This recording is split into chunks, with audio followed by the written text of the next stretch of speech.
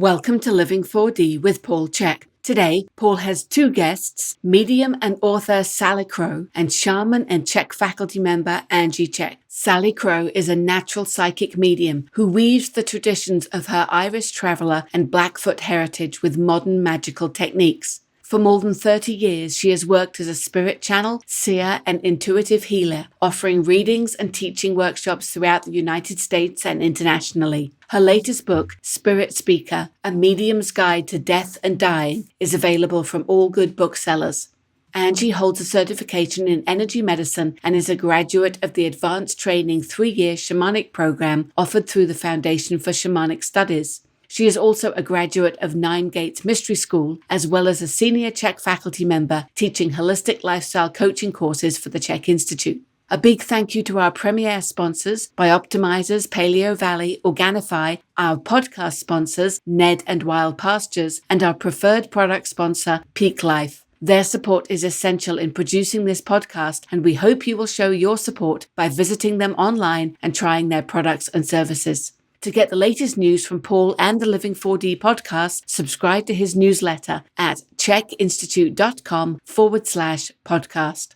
If you enjoyed today's episode, please consider leaving us a 5-star rating and a warm review on the podcast platform of your choice. Your opinions matter, and your ratings help us to grow and help more people to be healthy, find freedom of body and mind, and to live their dreams. Today, Paul is talking with Salicrow and Angie about death and beyond. Today, we have a very interesting and one of the most requested topics I've ever had, which is death and beyond. I've had many people reach out to me about this, and I've been working on finding the right people for a long time, and it came together. So today we have the special opportunity to speak with two people that have a lot of experience working with people that have crossed to the other side and everything related to that. Our guests today are Salicrow, who I learned about watching Regina Meredith's show Open Minds, where there's an excellent interview with Salicrow. And as soon as I listened to the interview, I knew for sure I wanted to talk to her on the podcast.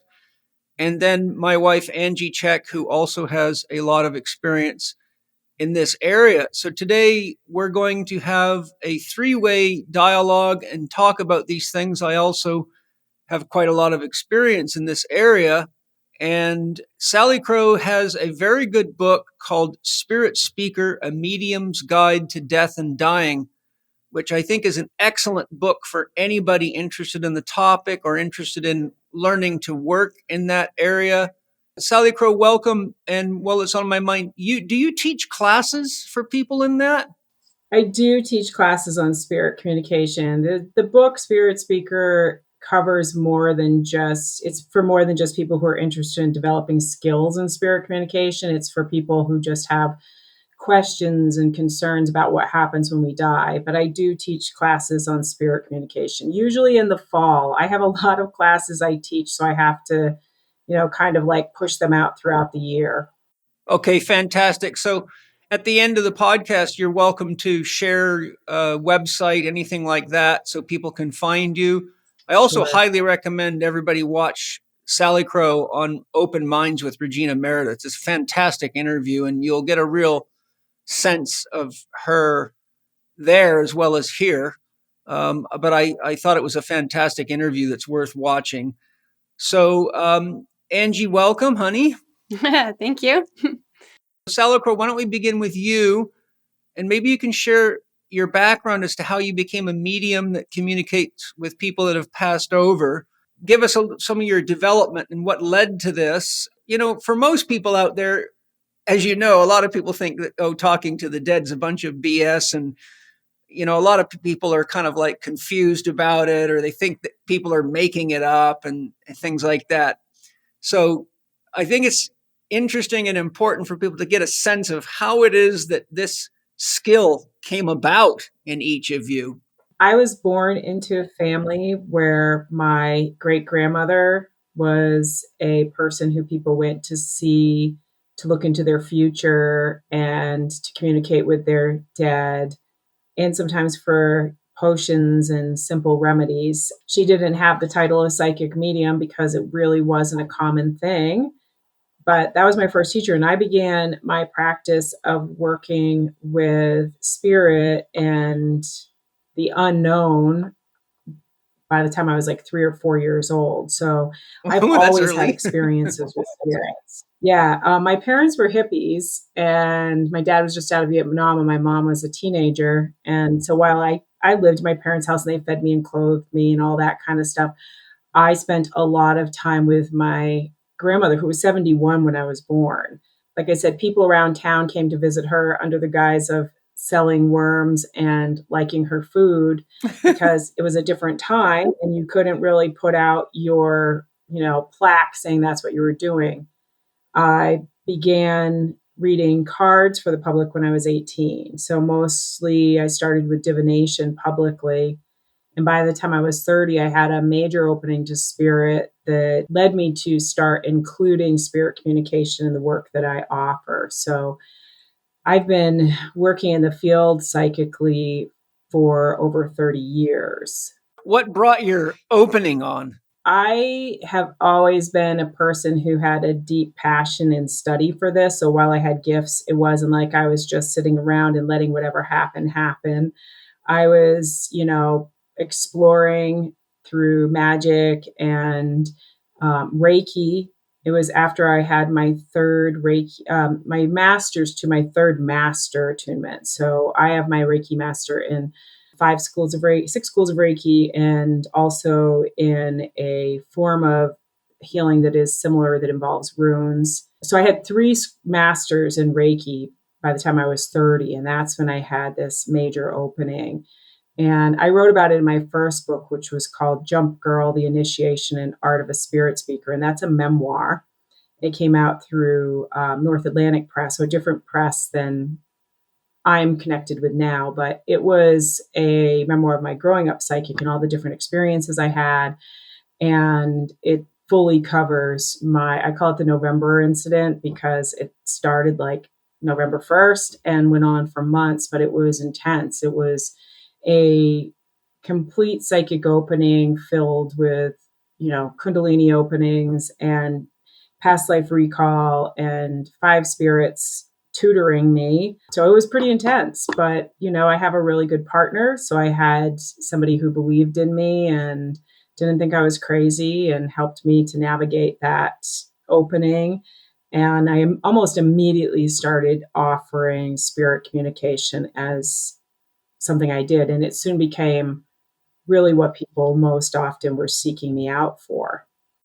These types of openings can come on through many different experiences. Oh, They can. But mine was, I think, was pushed, because I kept studying and kept working on opening myself more and more. I was intentionally, I don't know that I intentionally thought I was going for more open connection to spirit, because that didn't really cross my mind. But I stopped calling what I do work a long time ago, because my husband told me that I either needed to call it something else or I was going to be a workaholic, because so just acknowledging that this is also my hobby, what I do in my spare time, what I do with my friends, what I do, like you can't call it a job after a while. I'm just fortunate enough to make money doing it. I think we all have that in common. Or I think I'd so be too. labeled a workaholic very badly. I know. Well, you know what? It really did change how I viewed it, because if you're telling yourself that you're always going to work, then there's this kind of, I don't know, kind of like feeling of burden that sometimes can come with it. But if you just say, this is who I am, and I'm never going to really retire, it's going to morph and change over the years, but this is it. This is who I am, lifelong. Fantastic. Thank you for sharing. Angie, why don't you give us your story of how this skill and ability burst through you? Okay, well, I think like Salicrow, my childhood, I had visions and things were occurring to me, and I would say I had a lot of things like where I was using my pre-conscious mind of knowing things without knowing things, and started knowing when people would die without knowing about them dying. So a very early experience, I remember that I was sitting at the table and I was coloring, and my grandmother was living with us at the time. And she was very, very upset. And I was like, "What's the matter, Grandma?" And she's like, "Oh, I'm so worried about my friend. She's just having such a hard time with her health." And I just stopped, and I got this vision that she was going to pass away. And I said, "Oh, well, don't worry, she'll be dead next week." And I kept on drawing. And it was, 4 or 5 years old. So it was just a matter of fact statement. And she looked at me and she said, "How dare you say that?" And I was like, and she's like, "That's horrible." And she stormed off. And I just was like, "Oh," but I just kept on drawing. And it was a week later that her friend did die. And I came from a Catholic family. And so this was very taboo. And so I remember her coming up to me and said, "You did this to my friend. You said that." And I just shrunk. And I was just like, maybe I did. And so I remember just really in my younger years trying to be, my name's Angela. And so I'm trying to be angelic and being in this Catholic school and not thinking that I was doing something wrong. So I'd pray more and, "Oh God, I'm so sorry. Did I do something wrong to offend you?" And so my early childhood wasn't like Salicrow's where they're inviting it. It was more of pushing it away and trying to not look at those moments in my life. So it wasn't until I was, a little bit older, like in teenage years, where you start saying, "Screw your parents, I'm going to do these things anyways," and started playing with tarot cards and Ouija boards and started connecting to the dead that way. And still, I kept it at a bay because I just felt it was against our family's religion. And, it was just something I was curious with and I enjoyed it. But it wasn't until I moved out of home, I was in college, that I really started doing more of that work. And I would say it wasn't until I was married to my ex-husband that I was doing a lot of meditation. And that's what really caused my opening. And when I was doing these deep meditations that I started getting just connected with all. And I started having these deep meditations where I would think, "Oh, okay, I'm just going to meditate for, 20 minutes." And then I'd be out for 2 hours and connecting to beings and all sorts of things, getting messages and valuable messages like to help me with my life and things that I couldn't have just known, inner knowing. It was like I was learning things and I thought, this is amazing. But with that, my mind was a little bit scary because I had so much energy coming through me that a lot of dark entities did come towards me. And I was like, they weren't always dark, but just like lost souls. And they were in my field. And, "Angie, will you call my mom? Pick up the phone book. I'll guide you to her number. Call her." And I'm like, I'm going crazy. I am going crazy. I'm in my car. I remember distinctly one time driving to work at 4 o'clock in the morning because I was a personal trainer. And I all of a sudden the light in my car went on, it felt like someone opened the door, but the light was on. I could feel an entity in the back seat. And they're like, "I just need to get to the town center. I know you're going there." And so what it felt to me was this soul had died on this road. It's a very steep road down that I used to travel. And a lot of people would lose control and die. So there was a lot of deaths on that road. And so I remember going, okay, and I didn't know what to do and driving to the town center. And as soon as I went in, I went over a speed bump and the light went off and it was like they left my car. I'm like, that is weird. And it just became too much for me. Like I was like, I'm losing my mind, And so I remember talking to another psychic and she did some clearing on me and she closed me because I was too open. She's like, now you have the ability to be discerning when you want to do that work, because people would come to me when I was sleeping, standing over my bed, staring at me. I pulled my arm out, literally physically pulled up my arm one time because there was this man standing above me in bed. And when you wake up, you think that's a real person. I went to hit them and there was nobody there. It was just an apparition. And I literally pulled my shoulder out and had to go to a chiropractor. And it got a little weird at first. And I realized, okay, I need to learn more about this and be more discerning. So that's kind of my entry, was just like, okay. And as I started getting more discerning about how I'd connect and who I'd connect to, the most beautiful part was when I was with my ex-husband, he had relatives in their 90s and they were all on their death stage. And so I had a few years of getting to know them and then was able to be there when they were dying. And that's when it really hit home, because I had this connection to them. And through my meditation, all of a sudden I'm in their room, whether in their hospital, and all of a sudden I could see people coming in. I went, oh my goodness, I'm seeing people come in through this room. And I would explain it to my ex-husband. I'm like, I see this person, and explain how their body was being portrayed to me. And he'd be like, oh, that's her sister. Oh, that's her mom, or that. And these are people I'd never met before, ever even seen. And so it was very confirming to me. It was like, this is awesome to be able to, see these people showing up for them. And it was just a powerful time in my life. I think it's one of my favorites of really getting to see and know and being able to talk to someone who says, yeah, I know who that is. And I'd be like, oh, okay, her husband's coming. And he's like, oh, no, that's not the husband. That's the brother. I'm like, because I'd explain who they were. I'm like, oh, okay, cool. And just getting to be in that realm was really fascinating. And that's what I realized. There's nothing to worry about. You can see these people show up when you die. You're not alone in death. So even if you die alone, you're really not alone. There's always someone on the other side that's willing to help and will come to you. Even animals too. To say that dogs show up and your favorite pet will show up. Part of just like Salicrow, she started taking courses and learning about these things. I was diving into energy medicine, learning how to, feel more. I went to shaman school, so I did Michael Harner's advanced 3-year advanced training.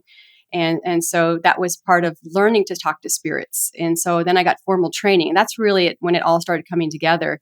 And through his course and working with the shamans at his school really helped me be comfortable with learning about spirits and how to connect to them, and that sort of thing. So that was a very big part of my life. Yeah. Mine's very different than both of you, I think, in many ways. The first thing that happened to me that told me as a child something was unique going on inside of me. My father drowned when I was 8, and I was already in a lot of emotional turmoil, as were my brother and sister, because I really was angry that this man who became my stepfather was being intimate with my mother, because I just felt like that he didn't belong there. And where's my father? Because they split up when I was 3. But so my father was gone, but he drowned, strangely enough, Christmas Eve, 1969. And it was extremely emotionally disturbing for me. And I looked for him everywhere I went. I couldn't believe that he was dead. My grandparents came to visit us. At that time, my parents had moved to Idaho with my stepfather, and we had a pig farm. And my grandparents, on the way to us, attended my father's funeral. And the strangest thing happened. My grandparents arrived and they were talking to us, and I was emotional. And my grandfather was saying, we went to your dad's funeral, and he said to me, "Would you like to know what was on his gravestone?" And I said, "I already know." He said, "What is it?" And I told him I saw a picture, almost like a trophy. My real father was a professional drag racer, and I saw like a trophy with a car on it, like you would get if you won a drag race. And he looked at me in shock, and so did my grandmother. And they said, "How do you know that?" And I said, "I had a dream last night, and I was there at the funeral. I was watching all of it." And sorry, it's bringing up a lot of emotion in me. And I saw you and Grandma there. And in the dream, I wasn't in my body. I was just seeing it like I remote view. So I was almost as though I was over it, watching the whole thing, and I could hear it and everything. And so that was the first thing that happened. Then when I was 12, due to extreme stress in the family and me I won't tell you the whole story, it'd take too long, but I really was very angry and upset and frustrated. And my father had no sense of what a child was, and he just worked the hell out of us. I used to want to get out of my bedroom at night, and my parents would make us go to bed at 7:30, but on Vancouver Island, it stays light sometimes till 11 o'clock in the summer. And I was just like a caged animal because I didn't get any time to play. It was work all the time. And one night I just started to fall asleep, and I was in that hypnagogic state halfway between sleeping and waking. And I was looking at myself from the ceiling, laying in bed. And I'm looking down at myself, and I'm like, am I dreaming or am I awake? And so then I awoken, and I looked up, and I could actually see a light body, like a spirit body. So the person in bed was looking at the one up the top. Then all of a sudden my consciousness shifted, and I'm looking down at the one in bed, and I got scared, and it was like a lightning bolt hit me, and my whole body jumped, and my spirit body came back into my physical body. My mother had become a yogi when I was 12, and this is probably around that time, but I had been spending time with the Self-Realization Fellowship monks, practicing meditation, going to their temple meetings. And so I immediately thought, after I got over the shock, well, if I could do it once, maybe I can do it again. And so I put my mind to it and just kind of relaxed myself and just focused on being out of my body. And sure enough, I floated right up out of my body. And so that began a series of me working with this ability to leave my body and going all over the farm and looking for objects, then getting up in the morning and going to check to see if they were there to make sure I wasn't going crazy. And later on, I became a remote viewer and won a remote viewing contest put on by one of the CIA's remote viewing directors in the year 2000 with 750 people in the training program and class, which ended with a contest, which I won. And then when I began training with Master Fong Ha in Tai Chi in the year 2000, who I studied with for a long time and did 18 years of daily Tai Chi, that blew my voyances wide open. And through that practice, I began seeing disembodied souls quite often. And I was living on the road with Penny, traveling all over the world, and I would see them in hotels. There'd be a lot of them. And so I would sometimes talk to them and ask them, why are you still here, and things like that. But what happened eventually, fairly along that period of time, is I would actually be doing therapy with people that had come to me, and I would realize that they were suffering from unresolved grief. And spontaneously, all of a sudden, there'd be somebody else sitting in the treatment room. And I would look at them, because I am clairvoyant, so I can see them, and I would say, who are you? And they would say things like, well, I'm this person's grandmother or grandfather or whoever they were. And I want you to convey a message to them, because they don't understand that I'm okay, or they would be giving me key messages about things. A quick story of one of them was a lady that was about 47. Her husband was a medical doctor, and she had severe hypothyroid challenges, and her fingernails had fallen off, her hair had fallen off, and a whole bunch of stuff was going on with her. And she'd been seeing medical doctors for years and years and getting worse and worse. So she found out about me and came to me. And as I was talking to her in my first session with her, her father showed up, and she was a kid, and he used to work on cars. And he was working on his car, and she was standing right there at the fender. He was bent over the hood working on the car, and he had a heart attack and dropped over dead right into the engine compartment.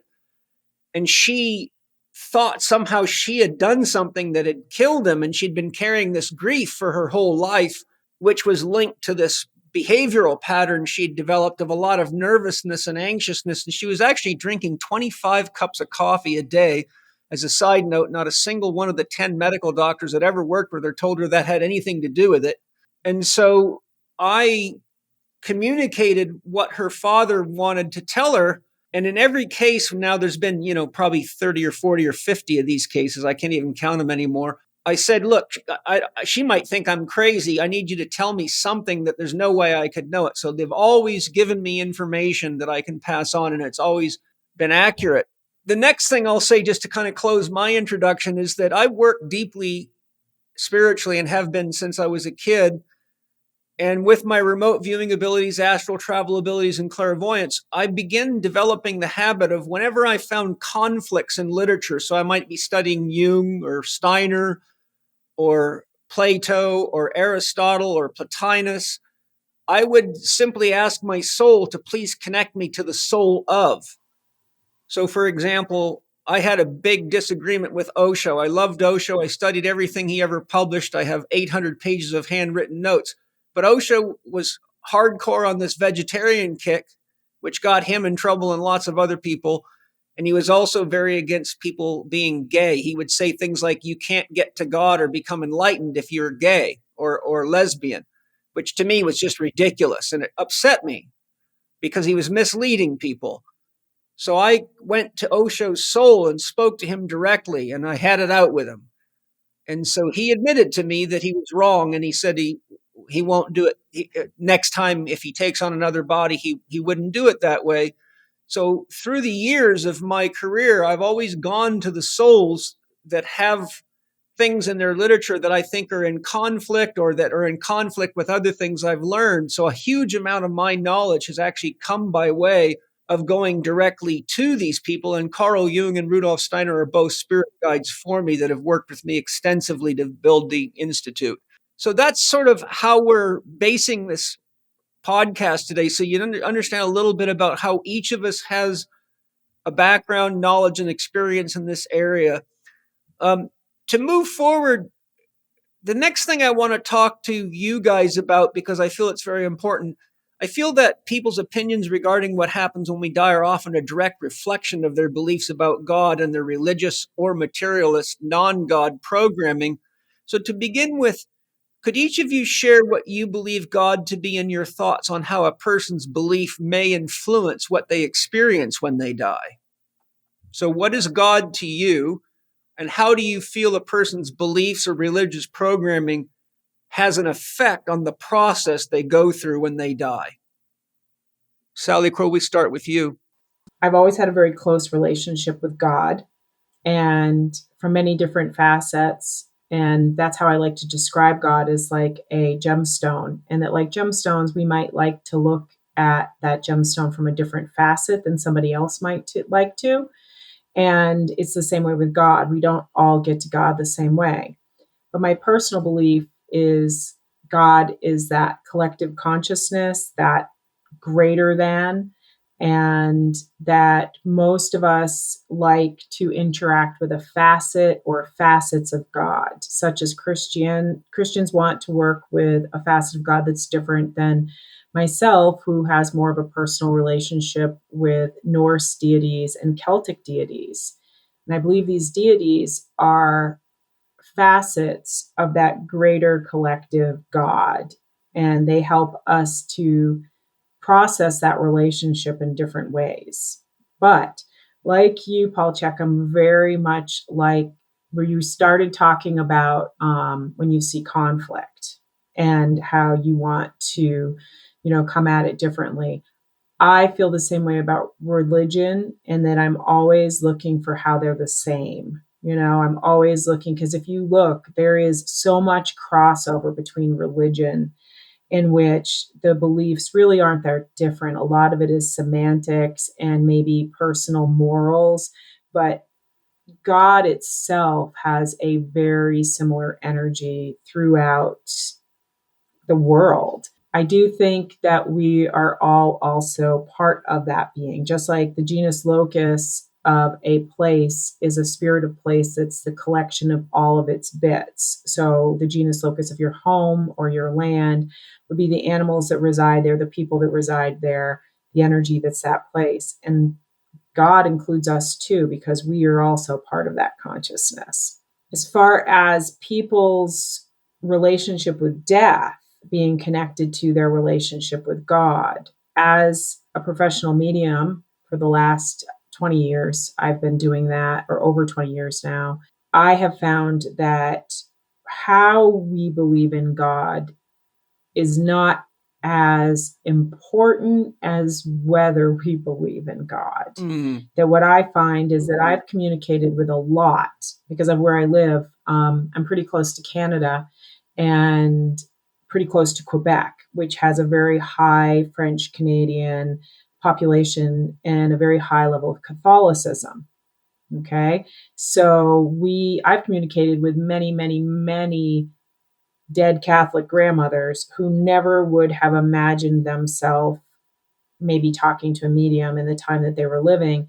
But because they had such a deep belief in an afterlife, and they were so deeply connected to spirit, they are some of the best communicators, because for them, there wasn't a doubt on whether there was an afterlife. The biggest problem that people run into is, I think, the people who are atheists struggle a little bit more. But I think they don't struggle as much once they've crossed into spirit. I think they struggle at the time of death. I think that, that not knowing where they're going, I find, as somebody who's worked with people at the end of life as well, that people who have no belief system have more struggle at their time of dying. Their ability to let go is a little bit harder than other people's, because they, at that last minute, might have more fear on what is actually going to happen to them, because the idea of non-existence is pretty overwhelming. Yes. It might seem fine when you're healthy and you're going through life and everything is, okay. But once you're sick or you're resting on that deathbed in some way, the idea that you're going into oblivion and that there is nothing after, has a pretty big effect. I do believe that we do, to some extent, create what the afterlife looks like for us.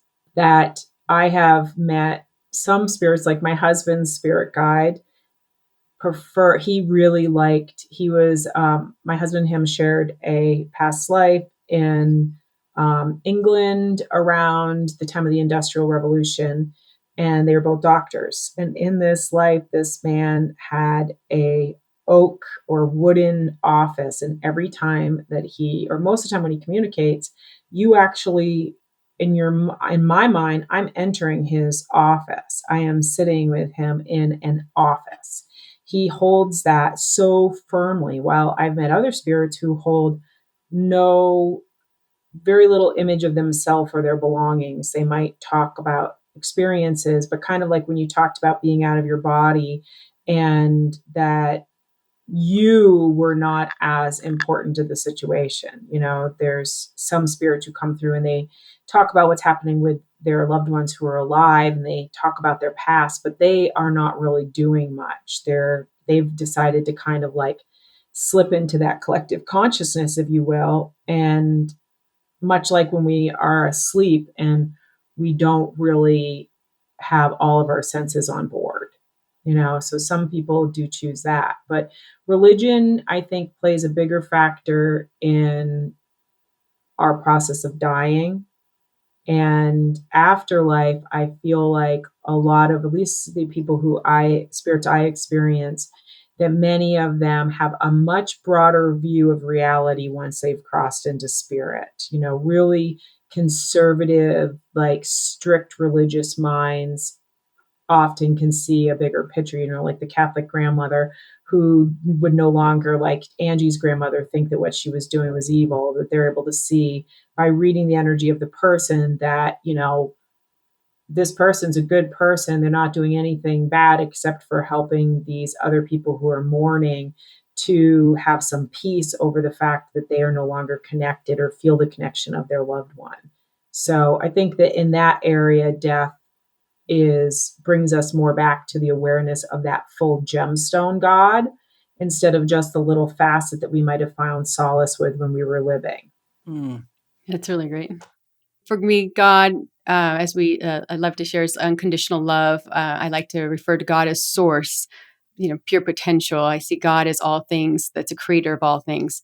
And with that, all things are come from God. And so everything from the tiniest little thing, everything is evolved from God. And so if a person is taught that God is, we, in our minds, our human minds can only comprehend things in certain ways. It's like we're taught this God must be like this old man in a cloud looking down and taking notes of all the bad things we're doing. That's a really narrow view. It's like Salicrow said, a little tiny aspect of this gem. And it's like, is that really what God really is? And it's like, no, God is much more than that, and is not, if it's unconditional love, then how can you burn someone in hell if it's unconditional? So we realize that's kind of an oxymoron. How, it doesn't make sense.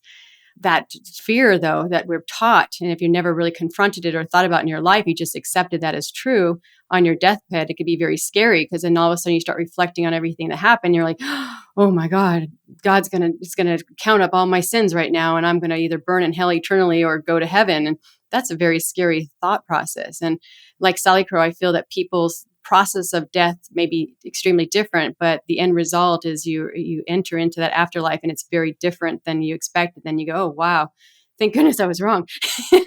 But during that death process, it can be very, very scary. And I like to relate how to think about death as just like being born. It's like everybody's birth story is very different, yet we're all born.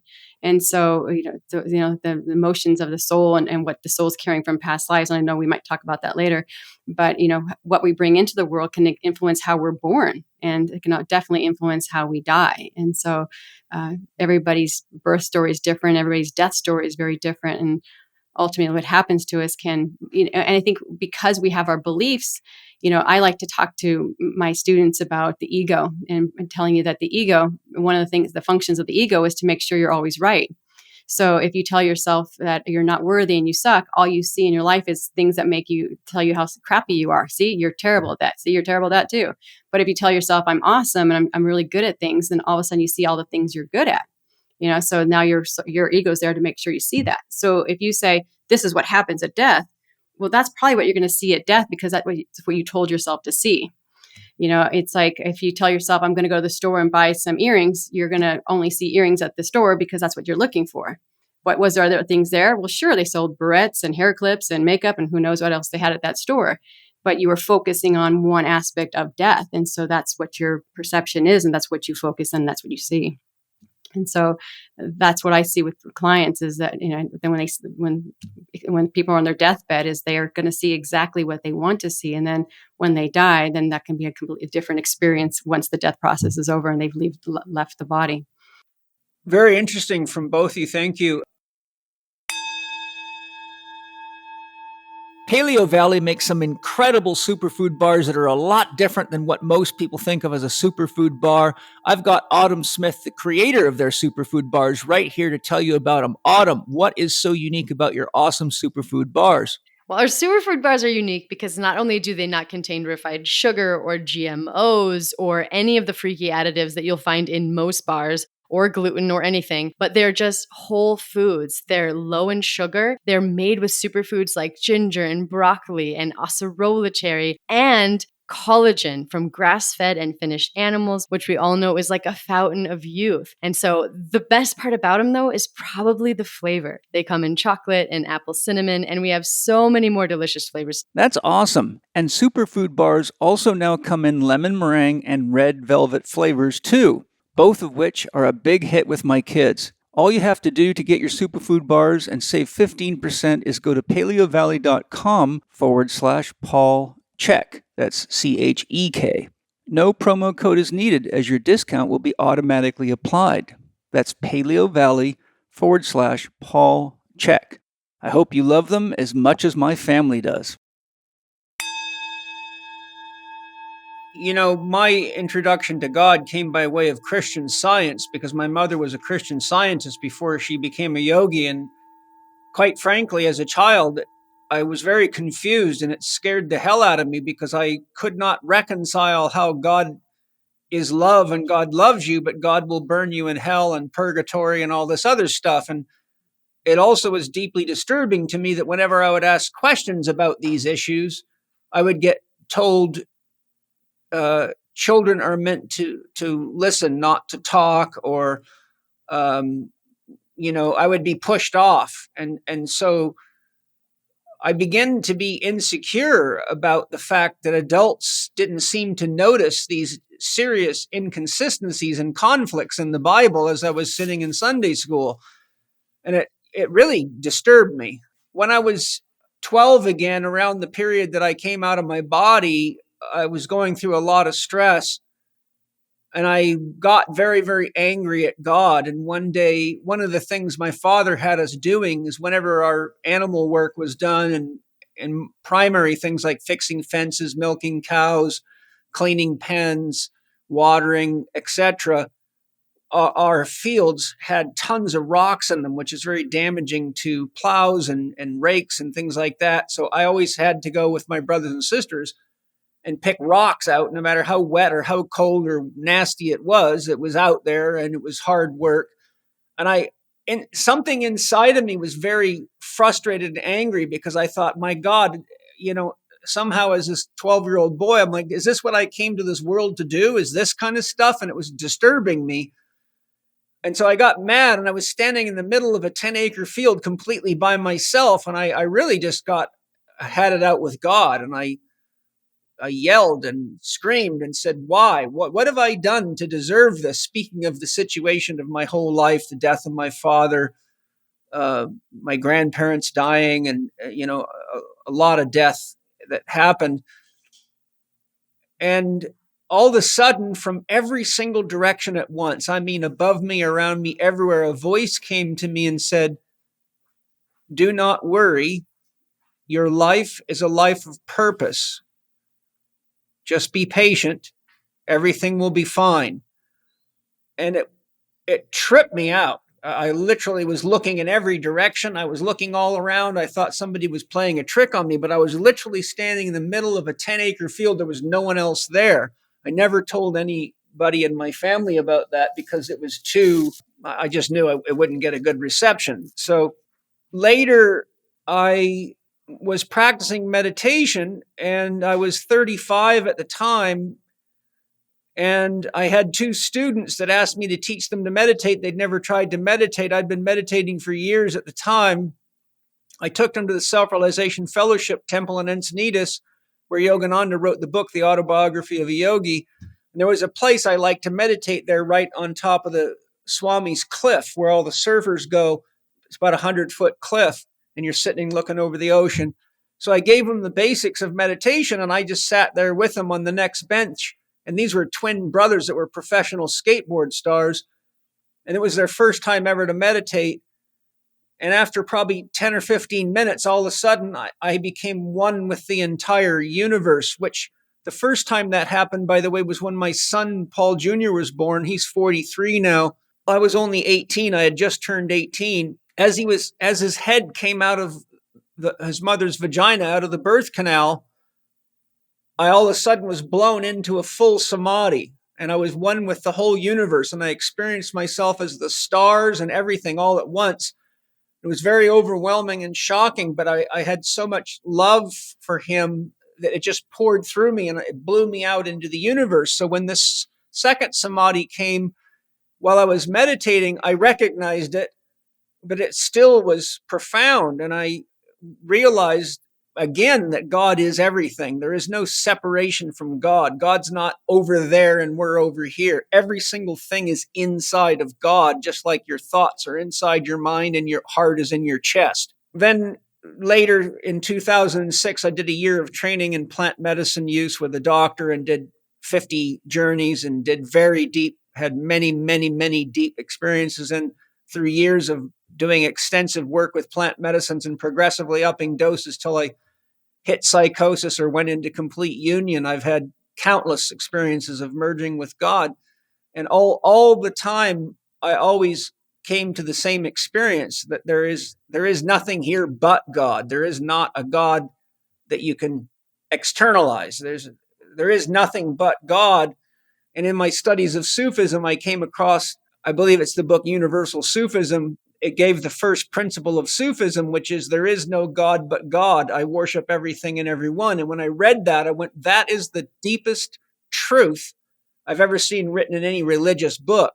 How that relates to the afterlife for me is that I've had multiple experiences of working with people caught after they've died and they haven't progressed onward, but they're trapped and they don't want to move toward what often appears to them as light. And in every case, there has been a fear of God. There have been a fear of that they've sinned too much, that they're going to burn in hell.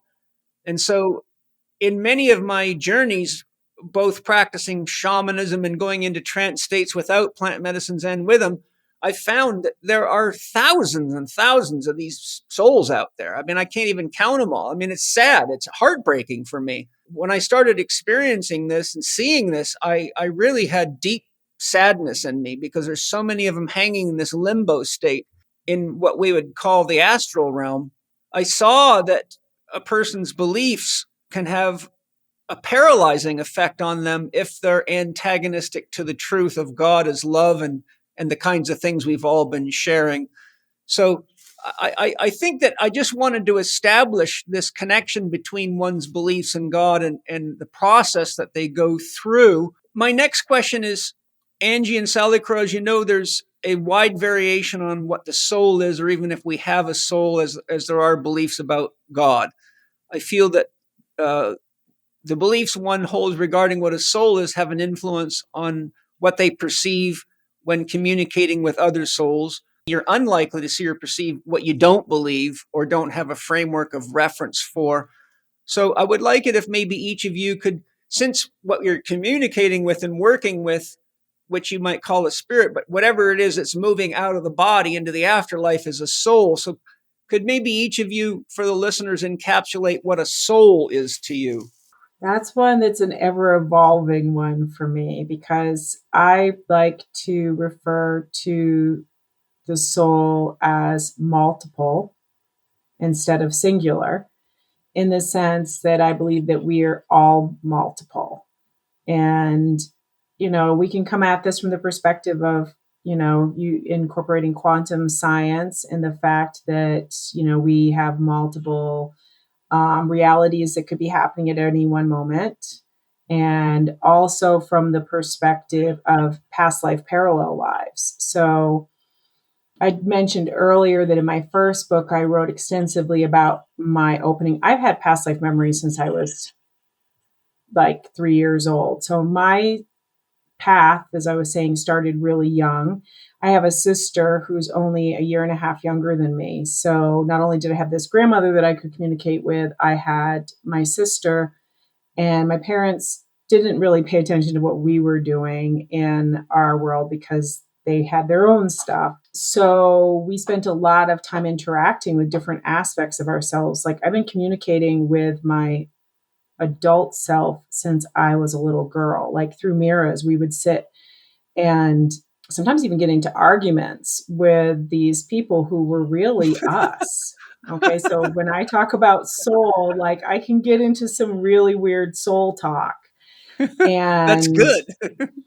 it is good. And it can be like one of the things I work with my clients is understanding that we are multiple, that when we talk about our soul not only has these other incarnations in which maybe the only difference was that the storm that was happening in my area was earlier, so we had to do this at another time, that could be the slightest difference. But in some of them, there are major differences in which we've taken another path, or how many of us are influenced by fears or interest or have knowledge that we've carried from other incarnations of ourselves. So I have a really strong relationship with two different parallel lives of mine in which I was different people, and they know who I am too. So that's the really weird part about it. And weird with a Y is that our soul is much more complex than we think it is. And I tell people that when we die, we become all that we ever were. So, when I die, I will become all these different incarnations that my soul has ever had, whether you call it past lives or parallel lives. When you die, it's the same thing. The difference being, that not everybody has experience that my sister and I had of being aware of these different parts of ourself, even from the time that we were very small children, so that we grew up with it being normal. And I think in the future, we're really going to see more of this because, like, even psychology is starting to change. Like, now they don't look at multiple personalities as always being a disorder. It's only a disorder if it's causing you dysfunction in your life. The fact that you might have, like, when I work with people around healing, I will tell them to acknowledge these other aspects. Like, my child self might be more upset about something that my 52-year-old self could care less about, but I'm still reacting to it at 52 because, little Sally doll over there didn't want to leave the room because she didn't know what she was doing. Okay. And we all have that. So when we start talking about the soul is all that we've ever been. And one more way that I like to describe this that I think makes sense to people in our times is through video games. Okay. And I did this in the book Spirit Speaker. I talked about how if we have a video game, we might even be playing with other people. And I might have 3 different characters in that game. And if it's a role playing game, and this actually happened to me, I used to play role playing video games, and I had 2 characters playing in the same world, and both of them had extremely different personalities. So much so that one of the people I played with regularly really loved one of my characters and would complain to me about the other character of mine, how much they hated them. They didn't know it was the same person. Okay. So we can have these they have different skills, they have different abilities, they have different ways that they've developed. Well, those are our incarnations. The player is the higher self. Okay. And so when we talk about the soul is that higher self who's the player who comes into these different incarnations of reality and sees what happens with this particular mix up they've got. And if we reach a point of awareness that we can be in connection with our higher self, then we start slowly incorporating all of these different elements of our soul that might have come from different time periods. Very interesting. So Yes. that's my answer on what I think the soul is. I love it. It's beautiful. And I think that's, for many reasons, it's a accurate depiction of the soul from my own spiritual research, which is quite extensive. I'll save my thoughts till after Angie shares hers. But thank you, Salicrow. Yes, I thank you. find that interesting.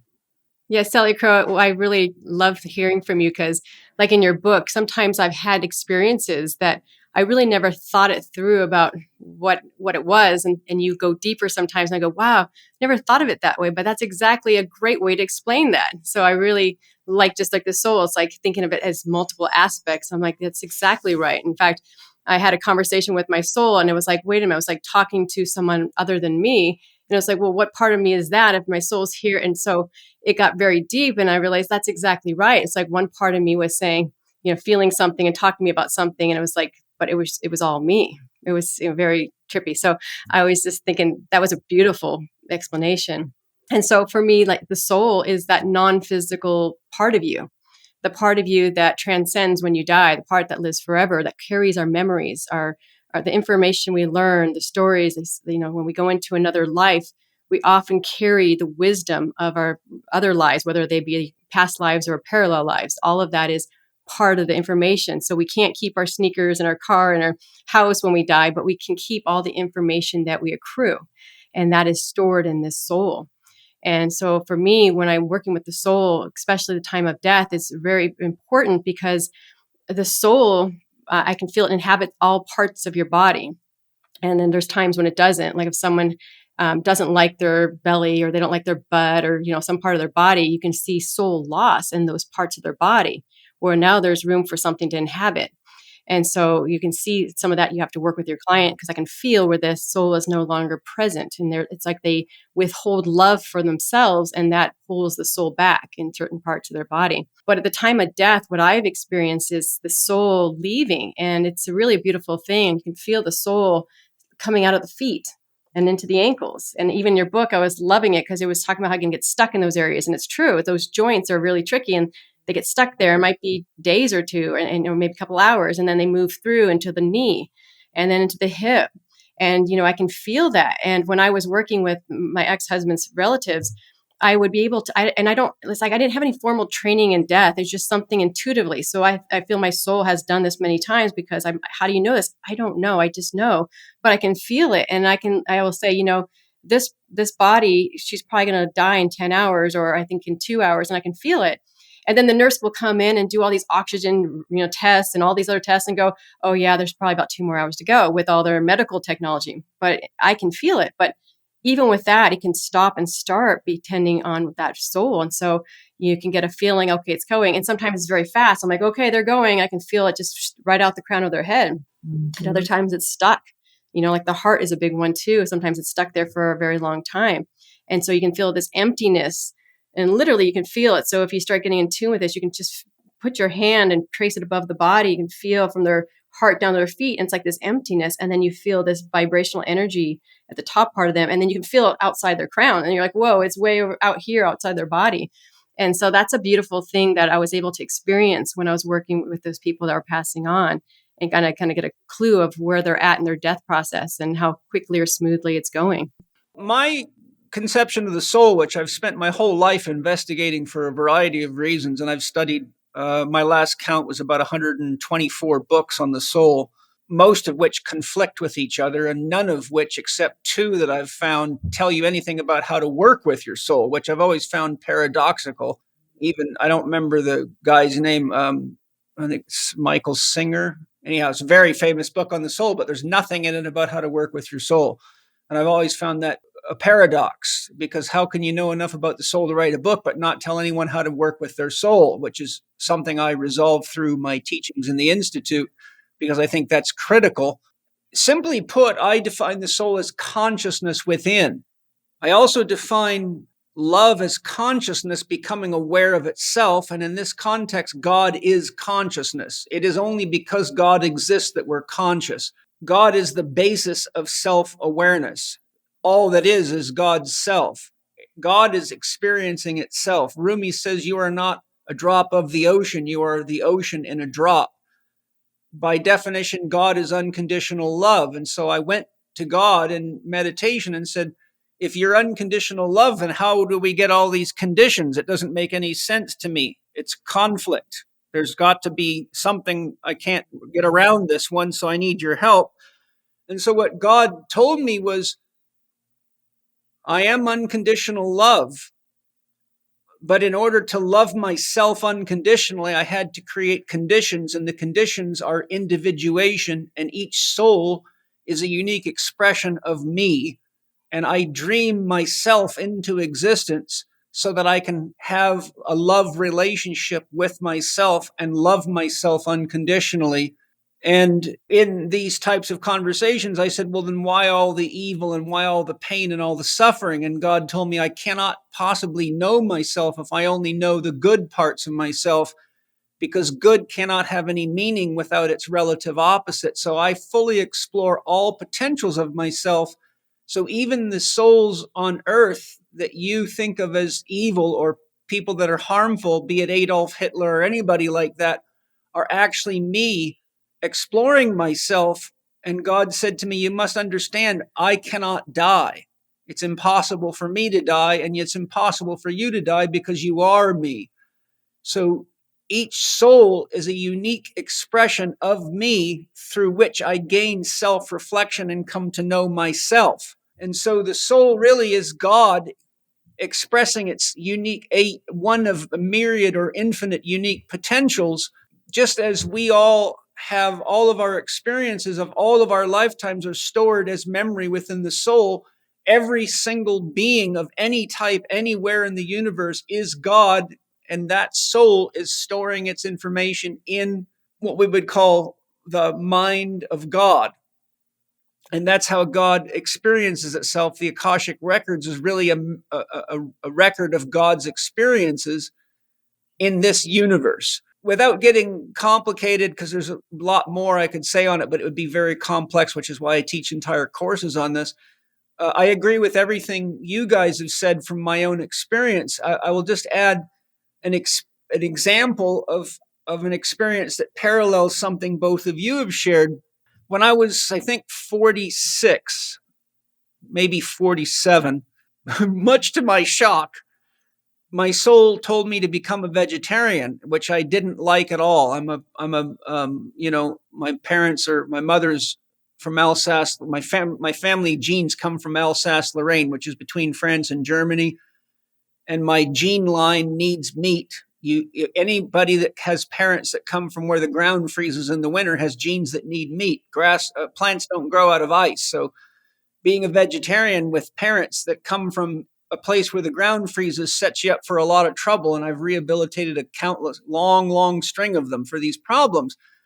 And so I was saying to my soul, why on earth do you want me to do that? I did it. My mother had me become a vegetarian with her when I was 13 because Yogananda wanted everybody to be a vegetarian. And within 6 months, I felt terrible. I couldn't think. I started getting colds and flus. My mother took me to a naturopathic physician, and she said, he tested my blood. He said, your child is anemic and he needs to eat meat. If you take him home and feed him some meat, he'll be fine. Within 3 hours, I felt like my soul had returned into my body. So in this process, my soul said, I need to teach you some things that will be much easier to teach you if you don't have the souls of animals in your body, because the density of that stops you from reaching higher vibrational levels where I need to take you at this time in your life. So every morning at 3:30, I would be woken up by my soul, which happens to this very day. And I would go to my office and I would begin using shamanic practices, and my soul would guide me in different drumming practices, rattling practice, the use of gemstones, healing prayers. I was simultaneously doing Egyptian sun gazing. This went on for an entire year before my soul told me that I could begin to eat eggs, and fish. And in that year, I was also doing a lot of healing work with people, and I had been for many, many years. But what would happen was I would be working with somebody and I would connect to their soul, and I would say, what would you like me to do to help your body mind? And they would say, or my soul would say, use the rattles. And all of a sudden, I would know exactly what to do. And I would know exactly what to do with drums and with healing wands and all sorts of things. But I hadn't really studied a lot of these things. So I said to my soul, how is it that I know what to do? And my soul said, you've done this in many past lifetimes. You've been a doctor and a healer many times.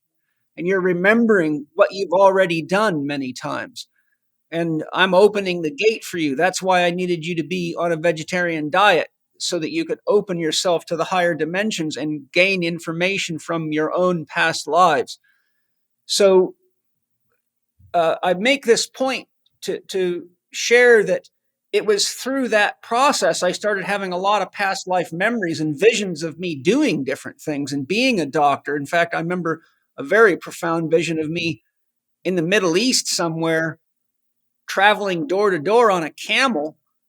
And interestingly, I was with a guy who I know in this lifetime who's a shaman, and he was, except I wasn't.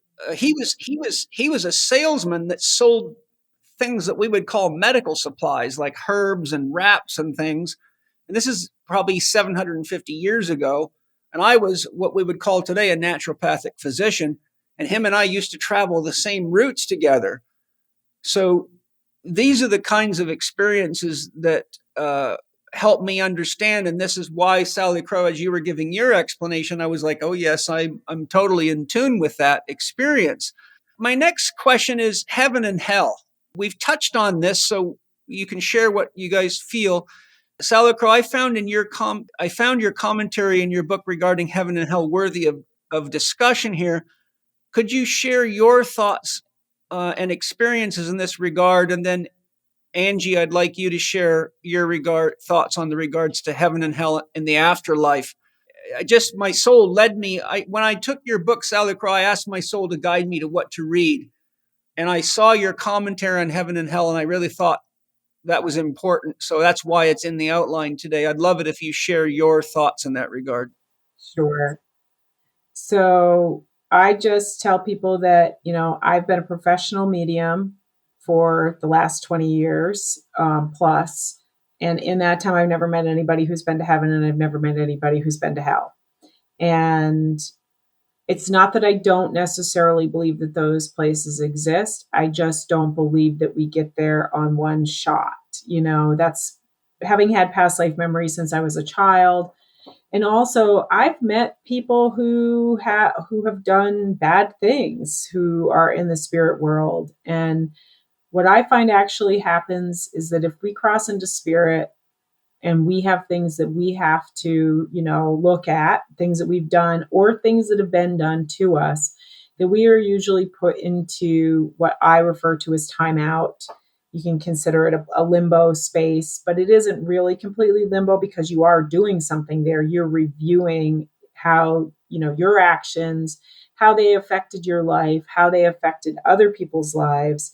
But I've never actually met anybody who's gone to heaven or hell. I am a firm believer in reincarnation. Like you were saying, Paul, one of the things I've really noticed is that as a teacher, most people that I meet, I'd say that if I tell somebody when I'm doing a reading that they're a natural at something, it means they've done it for more than 3 lifetimes. And that also means that they are going to display examples of skill in an area that they have never trained in. So, I say that I'm a natural psychic medium. I've had these experiences. If you're like that, you're going to have it. Like you, Angie, you didn't want it when you were growing up because you thought that it wasn't safe or good, but you still had them. You didn't have a choice because you'd be considered somebody who is a natural at that. And when you go talk about healing, when I first started doing Reiki, I got my first Reiki attunement. I was immediately doing shamanic things. Immediately. I would call my teacher and I'd be like, how come I feel like I should blow into this person's heart chakra? How come I feel like I should be sucking something out of them? How come I feel like I should be doing this? And he'd be like, Sally, that's not Reiki, that's shamanism. And, that led me to finally looking at memories I had from past lives when I was a little kid and having to accept it. And interestingly enough, what I found was that I did not have a fear at all of the spirit world, and that was not where my fears around shamanism came from. My fears around shamanism came from loneliness, because one of the things I tell people is the water that the shaman drinks from is often too deep for most people. So nobody invites Joe the shaman over for coffee, okay? Because if stuff is going on in your life and your friend is that deep, that's usually the person you avoid unless you're ready to look at it yourself. Right. So those of us who are in that weird department, we really value the people who become our true friends that we can talk to about anything. Because for most people, if they're not taking a class with you or things aren't going haywire in their life, you might be a little too much, Yeah. Yeah. Too It's a true. lot of it is because of carrying this knowledge. So, I believe that, even Christianity talked about reincarnation until, it got like dumbed down. Okay. Like it is a common belief in most religions. So my thought goes to more that of reincarnation without any real belief in an absolute heaven or an absolute hell, at least not in a one-shot experience. Great. Angie? Yeah, so in my experience through shaman school, we started exploring the middle world, which is where we're at now. And it's often where the spirits reside that haven't passed on. And then what we discovered is there's an upper world and a lower world. So we were asked to take journeys to the upper world and figure out what that was like. And so when I was exploring the upper world, I found it very angelic, and there was a lot of saints and mystics and, a lot of these higher vibrations there. So I'm like, well, then maybe that's heaven, but that maybe that's correlation to upper world.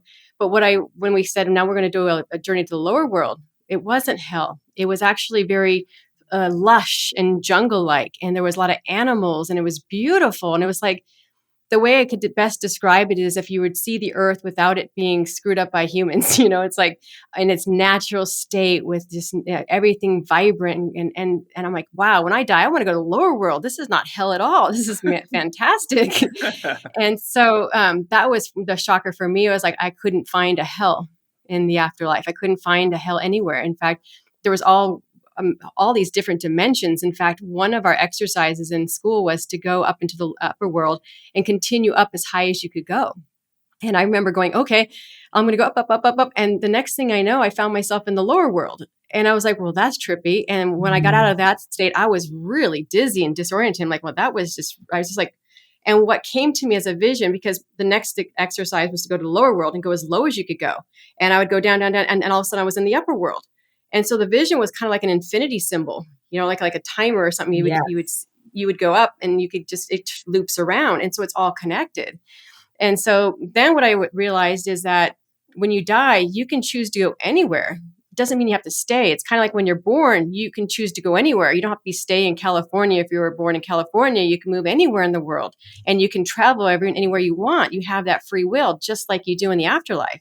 So you might say, oh, I'm going to go up to the light and go up to this area that looks airy-fairy, but then you might go, well, I'm going to go back and visit my relatives in the middle world, and I might go into this jungle lush vegetation and hang out with the animals, and so there's all these different realms that are available. And so that's what I thought was amazing. It's like, wait, there's way more to the afterlife than we think. And so there's multiple dimensions, and there's places where they're just beautiful places where the soul can, rest in the ethers. And it's just like, wow. I saw things like you described where when the souls need to learn, they go into these chambers, like you said. And I've seen crystal chambers where souls are brought in so the light of the crystals can dissolve some of that charge that they were carrying. And they couldn't go back into life until they removed some of that charge because it was just so heavy. And so they would just be cleansing with crystals. And so I've seen all these different things. In fact, a recent client came to me asking to speak to her past brother. And she said, asked, what is he doing there in the afterlife? And he says, I'm studying, and I thought that was pretty interesting because he was learning. He goes, I'm learning. And she's like, what is he learning about? And I said, are you going to come back? He goes, well, that's the idea. And he had this and it was really funny because when I do that work, I feel the personality of the soul come out, and they still have that same personality, the same disposition. So Mhm. he was just so funny and sarcastic. Like, was he really sarcastic when he was alive? And she's like, oh my gosh, yes. I'm like, okay, good. And so that's really funny for me too. Another recent one, there was this man who was her ex-husband, and he was just, when I'd ask questions, he'd be like, yes, no, yes. And I'm like, you know what? I'm like, does he not have a lot of emotion? Was he just, she's like, oh yeah, he never spoke about his emotions. So he was very dry in the answer. So finally I was like, listen, you need to give me something, because all these yes, no questions don't validate what you're saying. I said, she needs to know. So then he started sharing with me okay, tell her that I know that she has a box with all my letters in it and there's seashells on the bottom and that sort of thing. And then I was like, thank you. Because then she's like, I do. And then I'm like, okay, because your yes, no answers are not getting us anywhere. And that's, she might feel a little comfort, but she might have this doubt, well, Angie's just saying yes or no. So sometimes I have to prod people in that space to get there. But back to the question is, so I'd never have, just like Salicrow, I've never seen a hell. I've seen some really beautiful places that you could describe as heaven, but I've never seen a place where people are burning in hell. Cool. Very interesting from both of you. Thank you. I think it's just got to be delicious for the listeners to get this kind of depth of exposure, because these are not things, as you know, that are commonly talked about, and even in a lot of books. I mean, like I said, I've read probably 130 or more books on the soul, maybe 150. I have an entire row of them on a big bookshelf, and you get all sorts of stuff, but most of it, I think, is just cut and paste from other people's ideas. It's not authentic experiences. And I think that's one of the problems with books, is so many people that write books don't really have any authentic experience. It's just they're desperate to get some kind of attention, so they just throw stuff together and call it truth.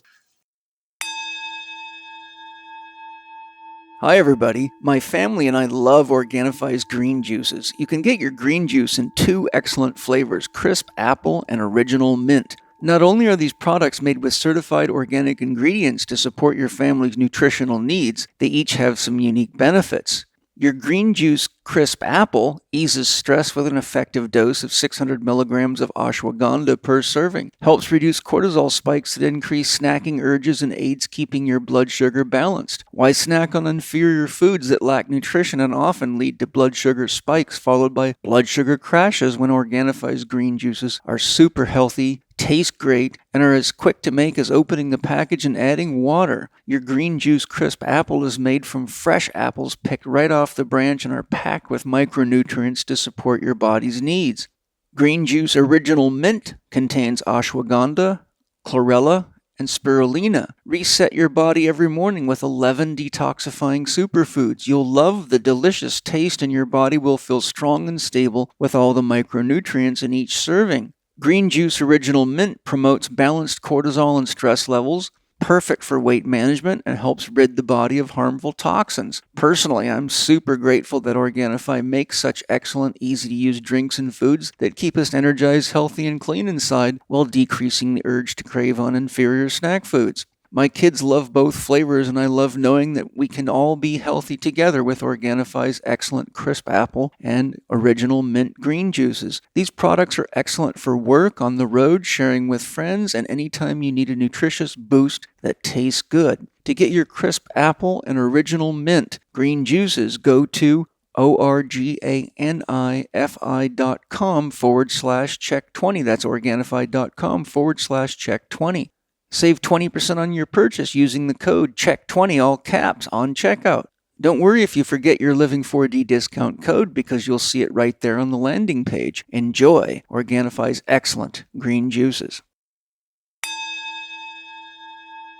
My experience of heaven and hell is similar but different to both of yours. I'm sort of a scientist investigator, and I do a lot of spiritual research through meditation, Tai Chi, and contemplative meditation and plant medicine work, where I take big questions like this and I will do a ceremony and let my soul guide me in whichever process I'm using. And then I'll hold that intention. And that's my only intention. And oftentimes, as Angie can tell you, I will go into meditation, paint a mandala. So if I'm saying, is there a heaven and hell? I will paint a mandala and I'll let my soul paint it for me. And that becomes my antenna that brings me to the frequency dimension in consciousness where I can get answers to these questions. So sometimes it can be quite a process I go through. But what I found through all my work is that each soul begins as unconditional love, the frequency of which is infinity. But because God dreams each soul into a role to express God's own potential and to experience that potential, but gives us each free will, that the soul comes in, and as it takes on a body in whatever dimension it's in, it takes a frequency dimension that resonates with that dimension. So just like you can strike the tuning fork C next to a piano and it automatically will play like there's somebody at the piano at a sympathetic resonance. Once we begin our mission as an emissary of God, we pick up a frequency that is in resonance with the environment, the people, the family, the place, the time that we're in. Then we go on our journey through multiple lifetimes and our frequency changes. So if we choose a dark path and the path of the negative, then we pick up a negative vibration. If we choose a path of love and service, then we pick up a positive vibration. So if you think of 0 as the reference line, that would be unconditional love or God. You can take that positive line up to very, very high heights, like Angie described, going up and meeting sages and saints.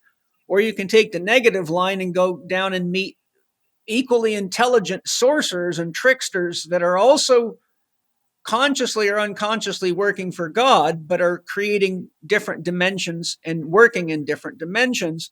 So what I found is working through these different vibrations and working with so many souls in health crisis over my life, I could pick up their resonant vibration. As a shaman, when I'm tracking people in very deep shamanic ceremonies, people seem to come to me that want to go real deep, like they want to have the death experience. So I've taken multiple people into the death experience. So I have to track that soul. So I go through a process with them where I pick up their vibration like a dog gets your scent, and I can track them as their soul's leaving their body in the ceremony. And if they get into a dangerous place or whatever, I will then get the soul. I will travel like I do when I'm remote viewing or spirit traveling, and I will actually grab the soul and bring it back and put it back in its body. And so what I have found is that there is a range of frequencies. And with regard to this concept of heaven and hell, my soul has taken me to these very, very high dimensions, very much like you described, Angie. And I don't think I've ever talked to you directly about this.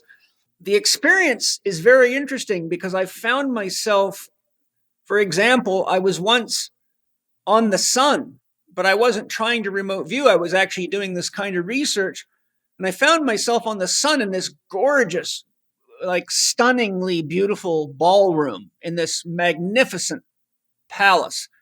And everybody was dancing. And it wasn't necessarily a specific celebration. It was just the way they lived there. They were all just very attuned to God consciousness, and they were just celebrating being alive. And interestingly, Rumi was there dancing. And I was shocked to see Rumi there because he's a soul guide to me.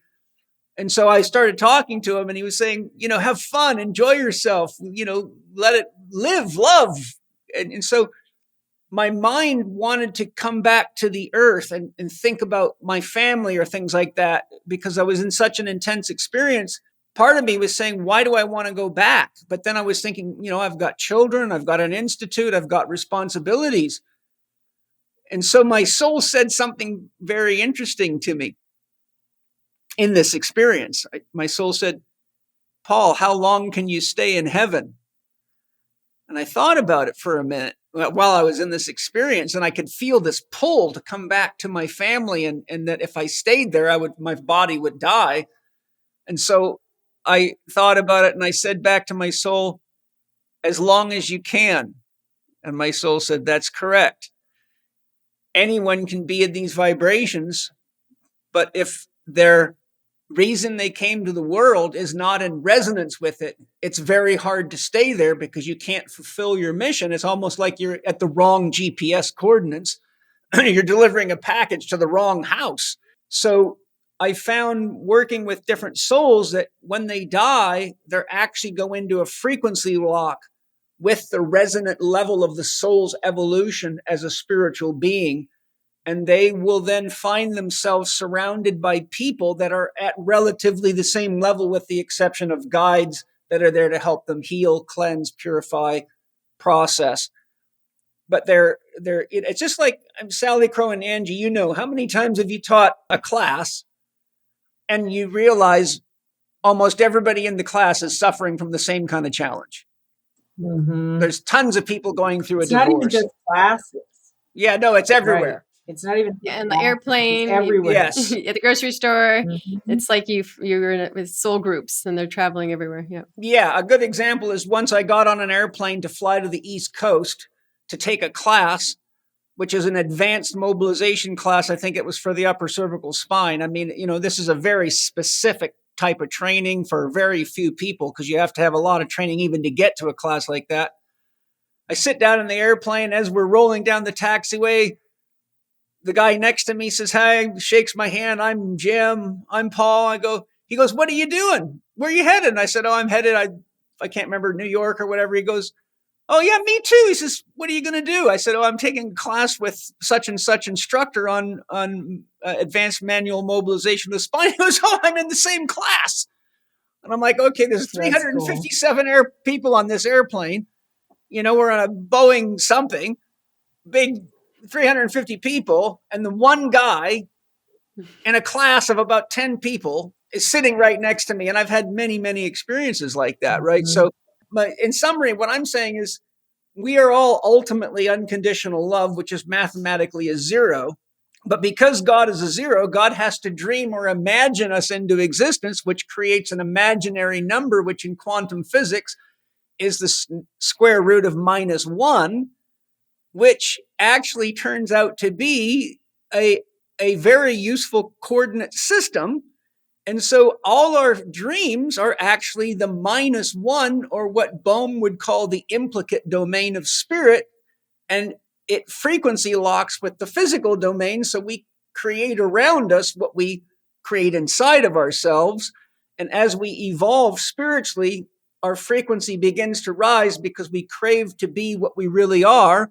And the only thing that can satiate our heart is what we really are, which is unconditional love. So as we evolve, we get closer and closer to an actual frequency lock with zero, but people don't want to go there because you have to completely and utterly let go of your memory of all past lives.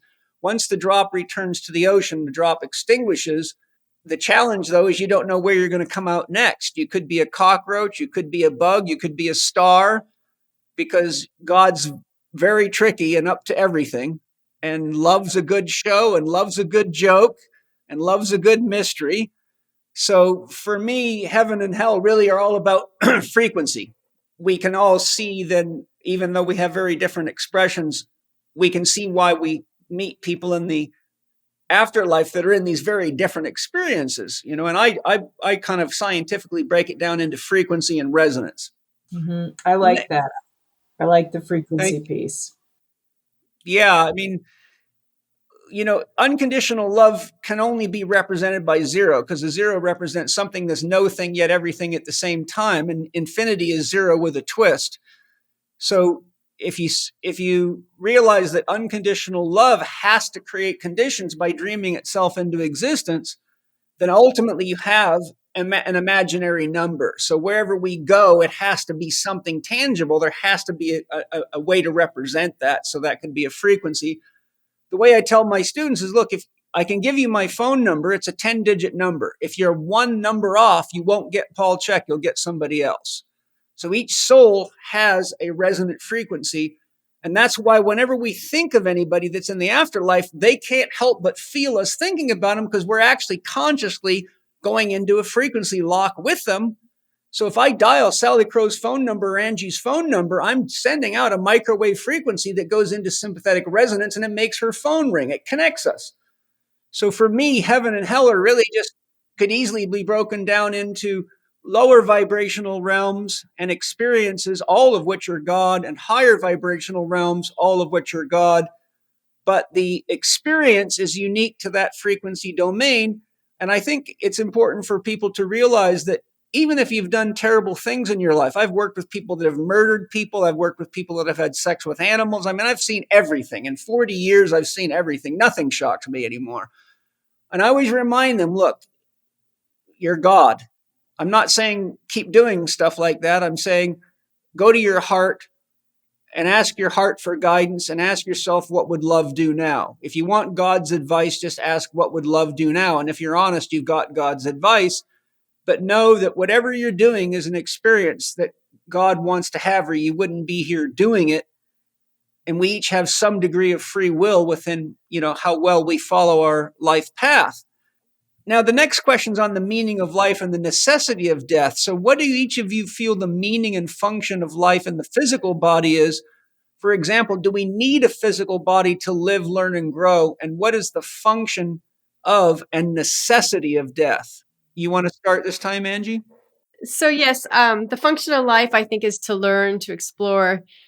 We take on bodies, and what I've seen in my shamanic schooling is that there's actually a room where souls actually meet and congregate and decide what they need to learn or what they'd like to feel in life. And so they say, okay, at this time in my life, could you whatever to me? And so you make these soul contracts. And in that experience, you meet a bunch of key players in your life that are going to mold you into what experience you want to have on this earth plane. And then I've also seen, once you've made those soul contracts, another room where you choose the body that's exactly what you need to feel exactly what you want to experience. So, I tell everybody, your body is a good clue to who you are and what you're supposed to do here. Like, I'm 5'1". I'm clearly not supposed to play basketball in my life, at least not professional basketball, because I'm just way too short. Had that been my soul path, I would have had way longer legs and different parents to support that. And so you recognize that there's things that you're good at and recognize things that you're not so good at. And so chances are the things you're good at are things you should explore, because that's either something from a past life or parallel life that you've done already. Like you said, you've already had experiences on the earth plane. So the function of life is to come in and to explore that which you needed exploring. And oftentimes I find that souls come because maybe when they go into the afterlife, they realize how much they hurt someone. And they went, wow, I had no idea. I would like to come back and experience that pain, so I know for sure what it was like, and so that I can really let go of that feeling. And so sometimes we take on the other side of that feeling. So it's like, if you murdered someone, you might want to take on a life where you get murdered, so you can see what it felt like and understand what you truly did. And so I see some of that happening in conversations. And so this experience of having a body is very powerful because it does age. And I think when we say, okay, I'm going to go to this, I'm going to have a life experience, I'm going to learn all these things. But if we didn't age, you would think you had forever. And chances are you'd lose track of your mission because you're like, oh, I'm eternal. But because you're looking at yourself like, hey, I could die. I got to write that book. I got to tell those stories. I got to do this in my life because I'm not going to be here forever. So it creates a sense of urgency for the soul. So that's part of the illusion of dying. It's like, I need that it's kind of like the fire underneath your butt, like a timeline. It's like, snap, snap, you're going to, this is going to end. I mean, the funny part of that story is that you can come back and do it again and again and again. So I find that people sometimes take lives and they never fulfill their job purpose. And I'm like, that's all right. You can come back and do this 600 more times before you actually get it right. But I feel that part of having a body is very important because it does, there's like a deadline, and deadlines, we love deadlines. And so it's like, hey, you're going to die and you'll have to come back. And so that's what's really, really important about it. And I find that working in the afterlife, it's really hard to do those things without a body. It's like, you might want to create connection in certain families. And it's like, now you're trying to talk to them without, a real voice. And so you're speaking to them in their dreams, and it becomes very challenging. So it's like, it's easier to do the work when you're here and talk to those family members now than it is to try to talk to them when you're in the other realm.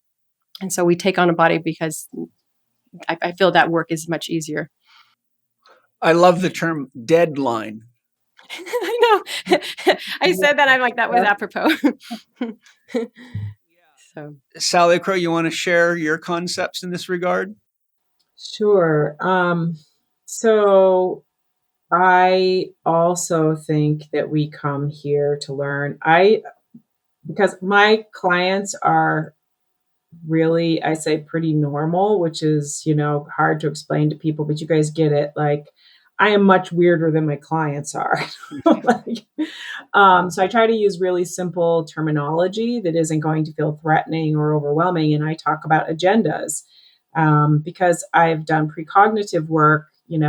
I've done divination publicly for over 30 years. I explain to people that we come in and, not everything is set in stone in the path that we're going to take, but we have certain things that we've put on our agenda, and that those things are harder to get around. So we'll keep coming back to them over and over and over again. Those would be considered karmic, if you will, or those lessons we've chosen to learn.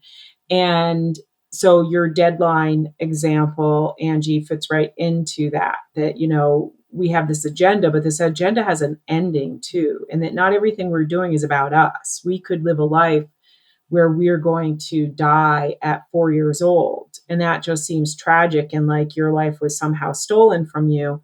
But what if your whole purpose in that lifetime was for your family to learn how to heal and to move on after having such a trauma? Because I've had, clients who that is the case.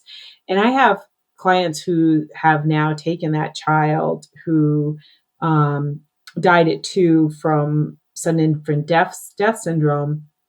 And, like 20 years later, they've been able to recognize the full potential of that child's soul and now communicate with their lost child in a different way, seeing that they're not just that child, they're also a much bigger, more infinite soul that has much more knowledge than maybe a 2-year-old would. So we come in for experience. Sometimes it does take us more than one lifetime to get it. Sometimes we're here on what I call a vacation life. We meet people who everything in their life just seems like really simple. They never have much conflict.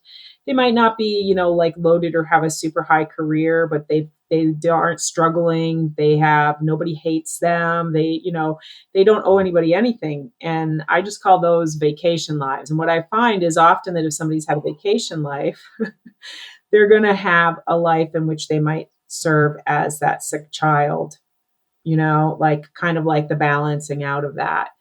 So I believe that we come in to have experiences. I do believe that we can learn when we are in spirit, though. So one of the interesting things that I talk about is that I've worked with the same spirit for over 20 years, who was my youngest sister's best friend. And I always loved him, even though I don't generally, her friends and I are not the same ilk of people. But I always loved him. And when he died, I understood why, because we had a deeper soul connection.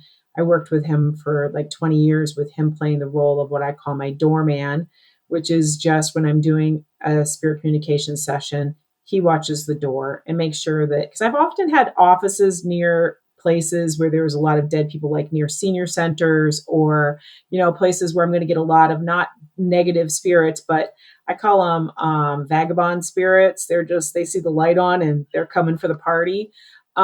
So in working with him, one of the interesting things that happened to me was when I first put writing into my publisher, and he looked at it, he wrote back to me and said that I was a very good writer, but that I wrote like a journalist. And interestingly enough, I had already been working with this spirit for over 10 years, and he had been a journalist in life. Okay. So now he's moved on. All right. Like just recently, this is a strange thing that's happened. And I knew it was going to happen 20 years ago. He told me he wouldn't be with me forever, but he's moved on. And I got a new doorman who, she was an animal communicator in life and a friend of mine. And she actually told me that the reason why she wanted the job was that she wanted to be better at spirit communication. And that if she worked with me, just like he did for a big chunk of time, she was going to be better at it when she was alive, because she would understand the communication better. And I feel that that's true too. Like people who are natural mediums in life are much better to communicate with in death. Just like Paul, you talk about communicating with people like Rumi and stuff. Spiritual leaders are going to be amazing in spirit communication because they have already evolved to a certain level where that is something that's part of their perception. Yes. Okay. So I think I might have gotten myself on a little tangent there, but it really comes back to the fact that our soul does have a purpose. We do come here to learn. Not all of us, like my experience with living and learning in death, is that when people die, if they have a lot of work that is left over from their life, like things they have to process, they're going to spend a lot of their time doing that. And then, like you described it with rooms, Angie, they will go into a planning stage before their next lifetime. People who are more evolved souls might immediately become people's spirit guides. Like they're now watching over family members. They're now watching over friends or people they've shared other lifetimes with. So I fully expect when I die that I'll still be working. But it'll be a hobby. It'll be my life path or my death path, not my job. No. Just think how much you'll have in your pension plan. I know, right? You'll be if I ever get to have you'll be a billionaire. Right? That's right. But really, when you start moving through your soul path, you start going again, like, what does money matter? Yeah. What does, money matters so that we can pay our bills and we can eat and have experiences. But, all the people with like ridiculous amounts of money that they're hoarding, you want to be like, dude, you don't get to take that with you. Like, it's not going to transfer over in currency and death. Yes. Well, I think in the Bible, Jesus says a rich man can no sooner get to heaven than a camel can fit through the eye of a needle, right? And I think that says it all. Right. All you take with you when you leave is what you've become, because that's all that's important to God, Right. really. My way of expressing this is slightly different than both of yours, which I think is beautiful. But the way I would describe it is, I'm going to use a fairly graphic illustration to make the point. We can dream of having sex with somebody, and we can even have wet dreams, which I have had multiple of, and they've always shocked me. I'm like, oh my God, this is crazy.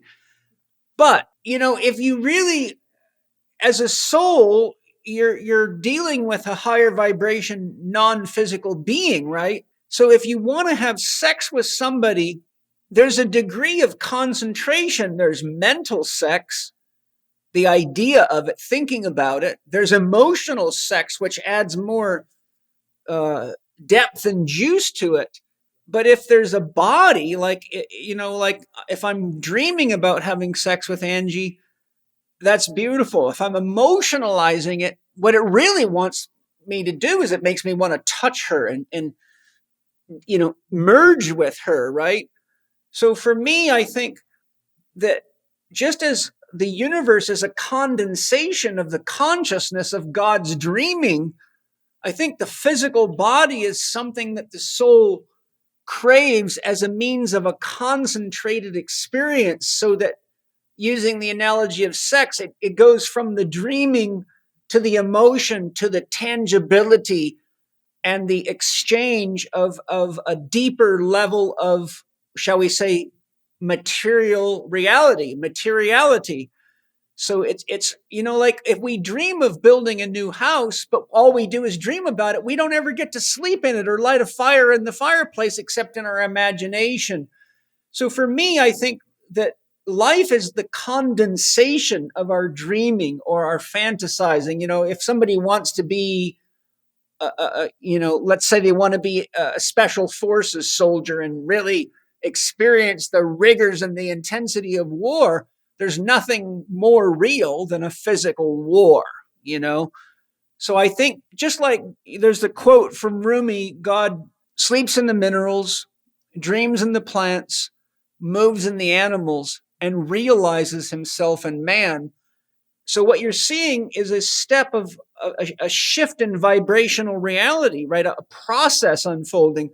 So for me, I think we come into a physical body because we have either things we really want to learn, but you learn by experiencing. Thinking about driving a car or playing golf doesn't make you better at driving a car or playing golf. only at the level that you're at. So if you can become a mental race car driver and be the champion of the world, but you'll never know how true it is until you're in a race car. So for me, my experiences of looking into myself and looking into these issues, I see really a process of condensation. Think how much atmosphere it takes to make a drop of dew, right? You could take all the water in the atmosphere in this room and you might get one drop as a metaphor. So all of our dreaming and all of our thinking and all of our emoting ultimately manifests in the physical drop of the condensation of the experience. And, it is said in many metaphysical texts that the angels have great respect for us in human bodies because the polarities are so intense in a material body. And they realize from their perspective how intense it is. So I think one of the reasons that we need the death experience is because some of the things we're dreaming about experiencing, like being a special forces soldier, how many tours of duty before you're just in such a state of PTSD that you're wishing you were dead. Right. We need that chance to become the atmosphere again and take away the stress of it and redream. So I think if we don't have the concentration of experience, we don't have the density of learning, and the density of learning and experiencing is God's own experience.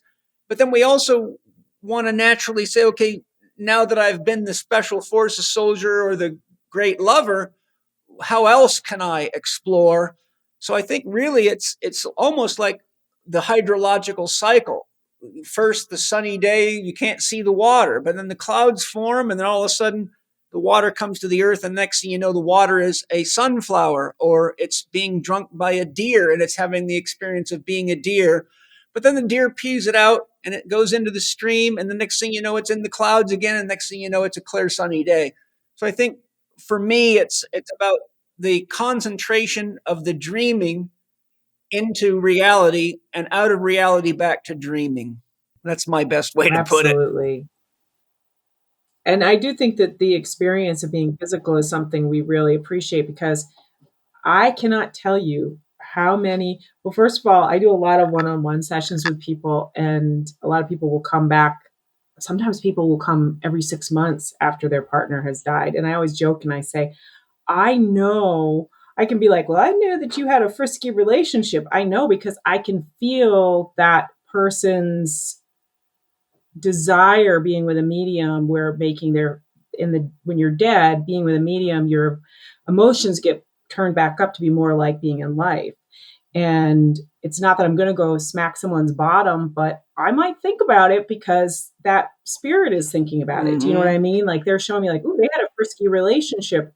The same thing happens when they talk about their love of chocolate pie, though. Like, I will know that, like, it wasn't just a chocolate bar they loved. They loved a particular type of chocolate bar, because they might be remembering that just as fully, that physical sensation of eating, the physical sensation of sex, like you said, the physical sensation of hugging somebody. Yes. I talk to my father all the time, who's dead, but in a few times since he's died, I have been in such a deep trance state that I have been able to feel him give me what felt like a physical hug. That's something we don't really get when we're dead. We miss those physical sensations and all that they bring to us. Hello, everybody. I hope you're enjoying the podcast. I suspect you've heard me speak about the Chek Academy on my podcast, and I'd love to extend a very special offer we've created for all of you. We created the Chek Academy so that anyone wanting to master a truly holistic approach to living, rehabilitation, strength and conditioning, athlete development, or holistic lifestyle coaching can gain mastery with the guidance and the support of true masters, the Chek Institute instructors and mentors. The Chek Academy is ideal for anyone wanting a career change, to enhance their professional skills and meet the demands of the public today, and is a multidisciplinary program. We have doctors and therapists of many types and encourage cross-pollination, because none of us has the full range of expertise to handle all the challenges people commonly present with today. We encourage all Chek professionals to network with other experts and to learn and grow by working together for the betterment of all, and particularly the patients and clients. The Chek Academy Open House is an opportunity for anyone interested in the Academy to get a taste of the Academy learning experience. The Open House is free to everyone. The Open House provides 7 days of access to the Chek Academy e-learning platform, and participants will be able to take select lessons from our online courses, including Integrated Movement Science Level 1 online and Holistic Lifestyle Coaching Level 2 online. Preview our Academy exclusive online workshops. Check out our Academy business assets like package templates, client onboarding checklists, and more. Watch group mentor sessions. Hear from current students about how they're applying what they've learned. You will also receive a free Chek career consultation with Gavin Jennings, CEO of the Chek Institute and co-founder of the Chek Academy, so any questions you have can be answered. You can register for the open house right now, but registration for this event ends on September 22nd, so please don't wait to the last minute. To register for the open house, go to chek.group/open-house. That's chek.group/open-house. Enjoy your free access to the Chek Academy, and feel free to talk to Gavin and get all your questions answered. We'd love to have you, and as you all know, the world needs a lot more holistically skilled, open-minded, health and exercise professionals right now, and this is your great opportunity to be the best. We have many books from different cultures and different religions and different time periods, such as the Tibetan Book of Living and Dying, the Egyptian Book of the Dead, At Home in the Universe by Rudolf Steiner, which talks about the death process, as several other of his books do. Each of them have similarities and differences. And in my now extensive study of the NDE literature, reincarnation literature, and the teachings of mystics such as Paramahansa, Plotinus, and many others, as we've described, there's not a uniformity in this process, no matter which expert you look at. For example, you can look at the NDE experiences, and some say, oh, I went to a school. Some say I went to heaven. Some say there's 7 heavens. Some say there's 9 heavens. I mean, I look at this and I'm going like, this is very interesting. These all people have had a death experience, but it's not a uniform experience, and they're radically different. So my question to you guys, if there is one God and the nature of the soul is consistently an expression of God, why do we have such different accountings of the afterlife process, even from highly evolved human beings or channeled work coming in from spiritual beings? For me, it goes back to my gemstone philosophy of God being, multifaceted, and our ability to process being multifaceted. I was on a school board for years, and I was on a regional school board. And one of the things that I would find was that I was always the person listening for what people were saying and how they were the same, because people really love to argue. And Yeah. often what I found was that people would be saying the same thing in different words, maybe describing it differently, but they were talking about the same thing. They actually agreed with each other. And I'd be the person at this ridiculously long meeting, raising my hand and being like, excuse me, but you just said this and you just said this, but these are the same thing in different words. Do you think that we can kind of agree here? And I think that that's a lot of why these experiences, there probably are multiple layers of heaven, if you will, just like Angie said about going into the higher realms. But some people are only going to go into the higher realms on a shamanic journey and think that that's all there is. It's just like you can be a black belt and you're called a sensei. But I've personally met 9th degree black belts. So obviously you don't know everything at the point that you become a black belt. But for some people, that's as far as their concept will go, while other people will break it down even more into these minute layers in order to get really specific. And I think that if we started to kind of look at all of those, overlay them, we'd find that there was a lot more similarities, but some people haven't explored fully one particular thing, while others have taken it as far as they could possibly take it. Right. Very good answer. Thank you. Angie? Yeah. So, just like I talk about the birth experience, perhaps you're born in, California where it's warm and sunny. So you would, someone would talk about a birth experience going, oh, it's hot. And this, it's the temperature's perfect when you get out of the womb. And then someone's born in Antarctica and they say, no, it's freezing and I immediately need to be clothed and I was chilled. And then you would argue that who's having a real birth experience? Well, they both had a birth experience, but they're very, very Right. different depending on where you're coming from. So I think it has to go with Paul's explanation of the frequency and your vibration of when you die, where you go. So that's going to determine what they're going to see. And so they're all right, So no one's when you see something in the afterlife, there's not one person who is making it up. That's what they saw if they come back and tell us, but that's because it's their perception or their frequency that's bringing them to a certain location. That's very different than what I saw. So if I died and went to the lower world and said, oh, all this beautiful foliage and wow, these beautiful panthers and beautiful birds, and they'd be like, what? No, there's clouds and it's very sterile and there's angels singing and harmonics and there's harps and there would be very different experience. So all is the afterlife, but different locations of the afterlife, and that's what I'm seeing. Yeah, it's interesting because a number of times I've had friends or patients or people that I know have died, and sometimes sad things, like one of my level 4 practitioners, sadly, she's a woman and she was a nutritionist, and her husband got himself into trouble, made some bad investments with money, and apparently got involved in something criminal and ended up in deep trouble and didn't want to tell his wife, who was my level 4 practitioner, which is a 4 years of training and someone I spent a lot of time with. And they had 2 beautiful children together. And one night he decided to shoot his 2 kids and his wife, my student, and then killed himself. Hmm. And so as soon as this was found out by anybody in the community, somebody got a hold of me right away. And it was only about 12 hours after this had happened that I was notified.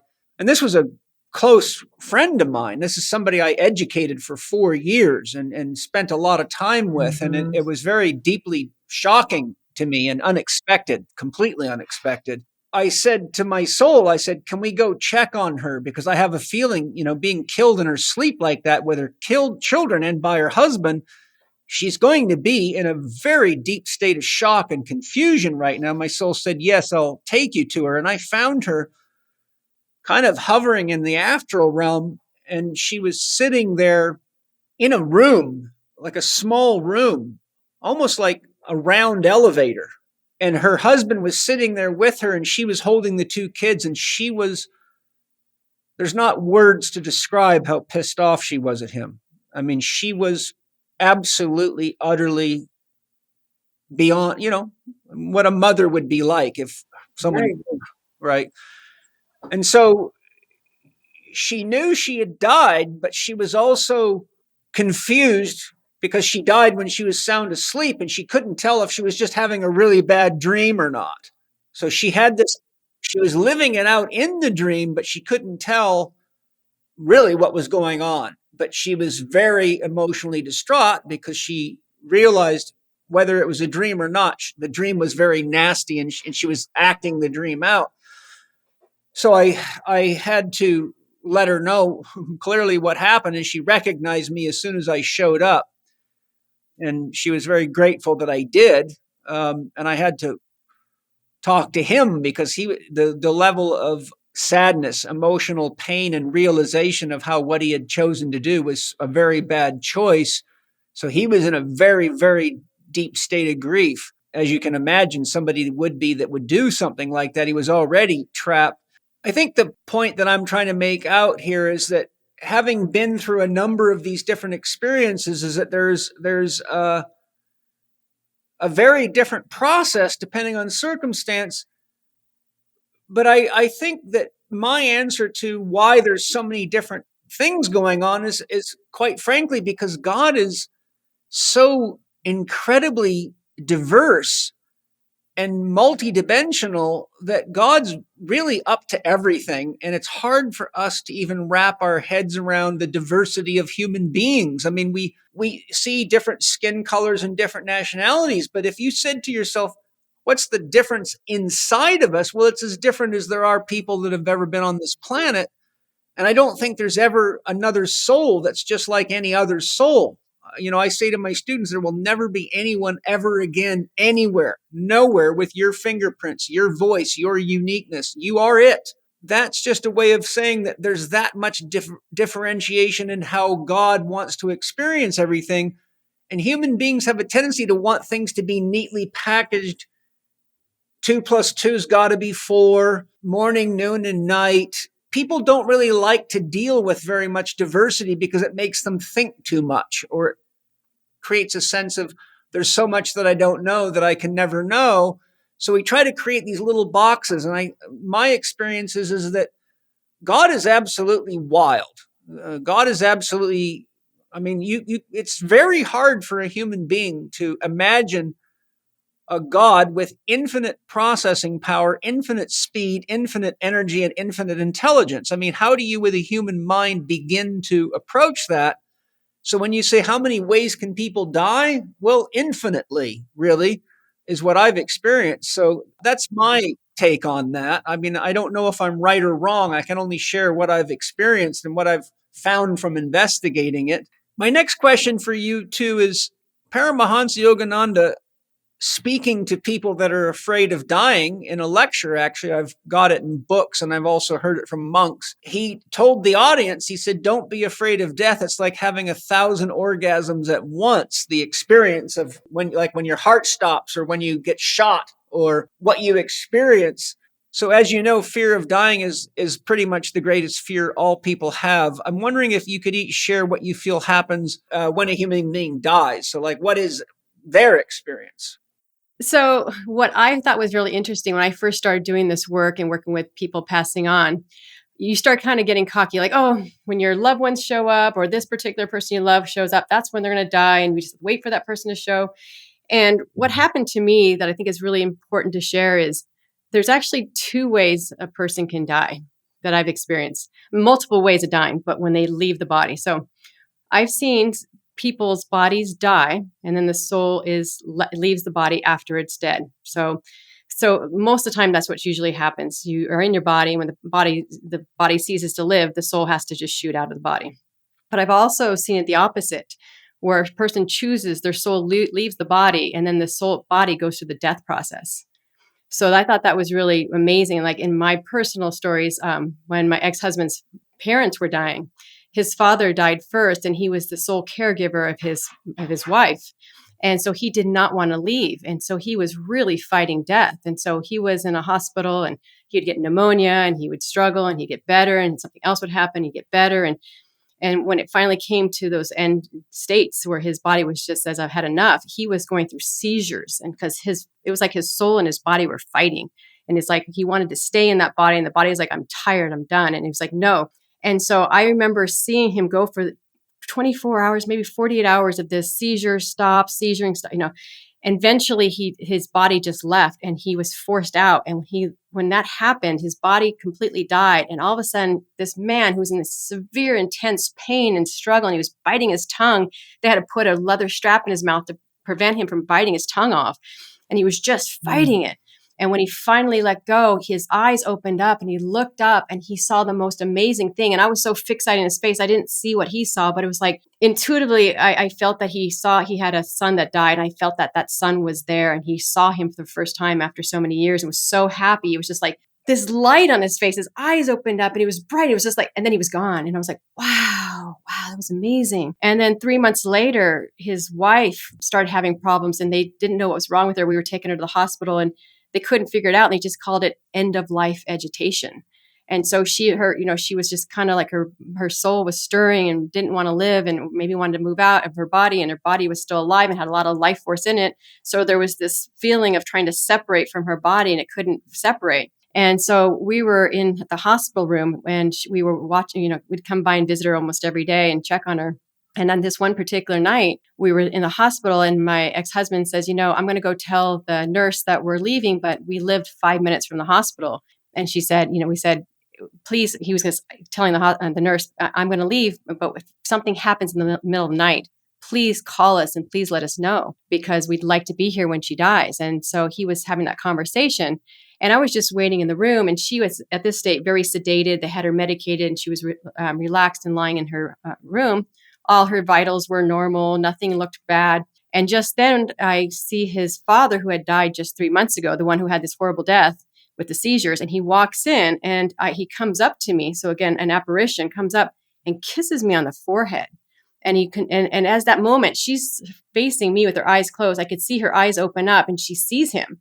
And so we both are looking at him, and she starts to turn her head as he walks around the bed. And as he walked around the bed, I saw this boy in the corner with his hands in his pocket with a hat on his head, and he was staring at her. And I didn't know who he was, but I was like, wow. And as he turned, she kept on looking. And as soon as they had this complete eye lock on the other side of the bed, you could just see her soul leave the body. And I see this happening just as my ex-husband's coming back in the room. And I said, we're not leaving right now. And he goes, what? I go, she's going.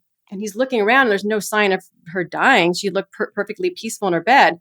And within 10, 15 seconds later, it went beep, and all the machines and all these nurses came running in, and she had left her body, and then her body had died. And so it was, her soul was gone and her body went through the death process. So quite beautiful when you see those two different ways of dying. And, and then later I asked my ex-husband about the little boy in the corner, and he said that was his brother who had passed on, I had never met. And he says, yes, he had this slump posture and he loved to wear this hat on his head. And so he was there for his mother's death. And so that was quite amazing. That's what I wanted to share about the death process, that it can be so very radically different. But ultimately, when they die, then what happens is based on the soul and their perceptions of what we've talked about already. I haven't had, I've never actually been standing right there when a human being died. I've just been there when lots of animals died. I was raised on a 140-acre farm, and I was a hunter.